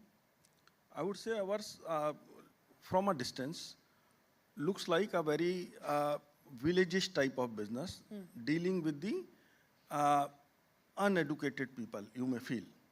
But as there was example being quoted about this UPI, I would also try to give the example. In India, the new generation solutions came. And they became 1,000 crore plus in a matter of 2 years, whereas 5 years hence, it used to take 10 years. So I mean to say that our farmer is adopting the technology, and every consumer, he needs a solution, he don't need a product. If you are able to provide him the solution, take it to the right customer at the right time, and you are able to educate, then yes, the product can become a super hit. All right. So this is something, and perseverance, because that I always talk, that people don't know these days about the hand pump. You do the effort, water don't come, and you go to second hand pump, third hand pump, fourth hand pump, and there is water nowhere. But अगर persistence से एक बार आप pump लगाओगे तो पानी तो निकलेगा और तेजी से निकलेगा. ऐसा हो नहीं सकता कि हैंड पंप फेल हो जाए. Rare chances.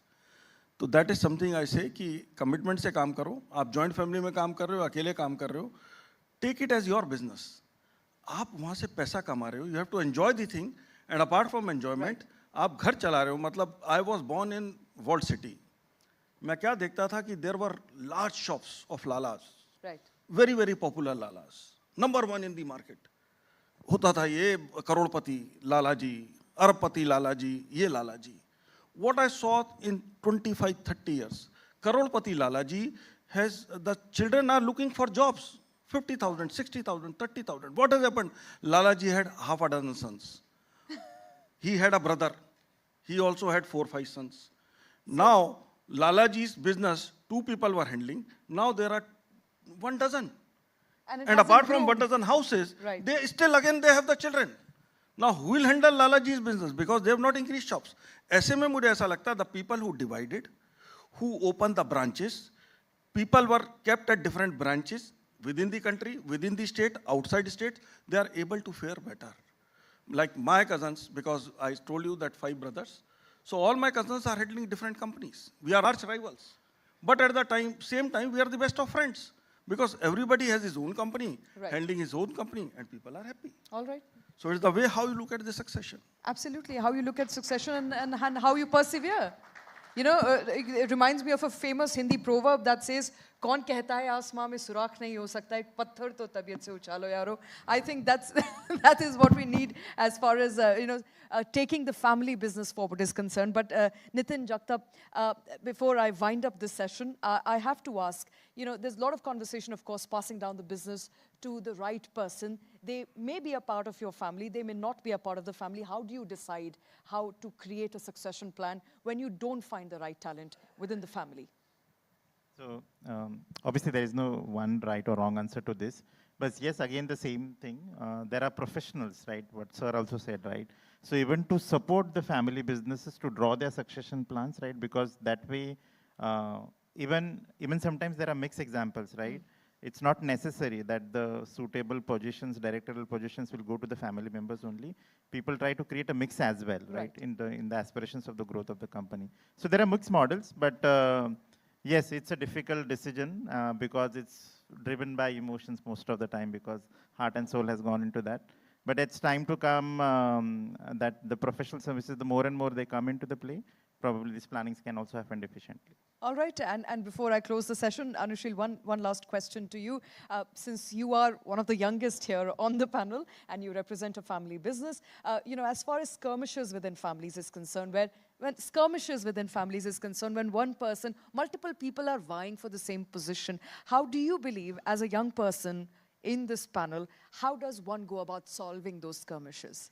I think communication is the key. You have to sit on the table and you have to talk, keeping your emotions aside. As all of you said, emotions agar beech mein aa gaye to things will start fumbling up. So technically, we have to talk on the table, that too in a workspace, not at house, and make sure that the things have been done in a proper way with the proper system has been followed. Plus, we all think that we are capable, but at the end of the day, there is, like कहते हैं ना हिंदी में कि सीखने की कोई उम्र नहीं होती. So the more open you are for learning is, I think, very important so that you can make this legacy continue.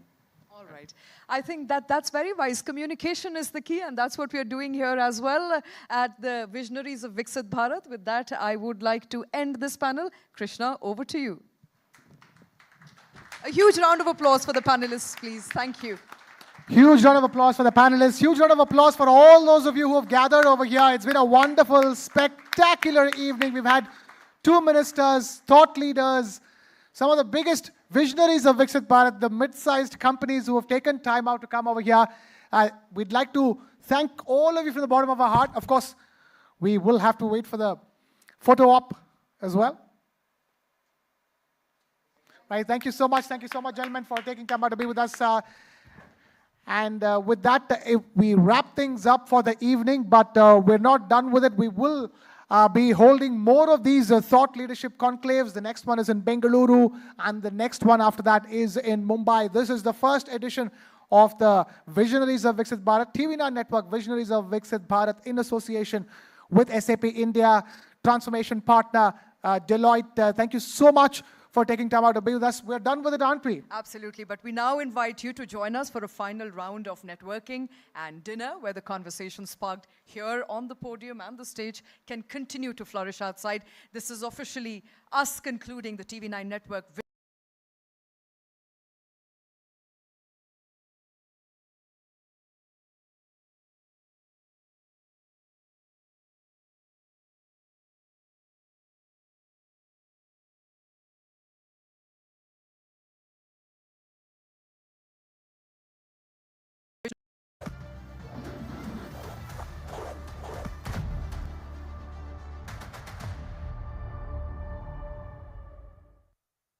A resurgent India is racing towards the Viksit Bharat goal, braving global economic headwinds.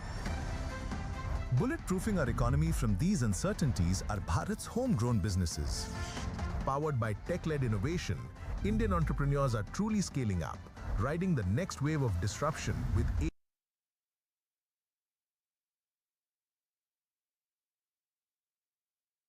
Visionaries of Viksit Bharat, a series celebrating inspirational business leaders shaping tomorrow.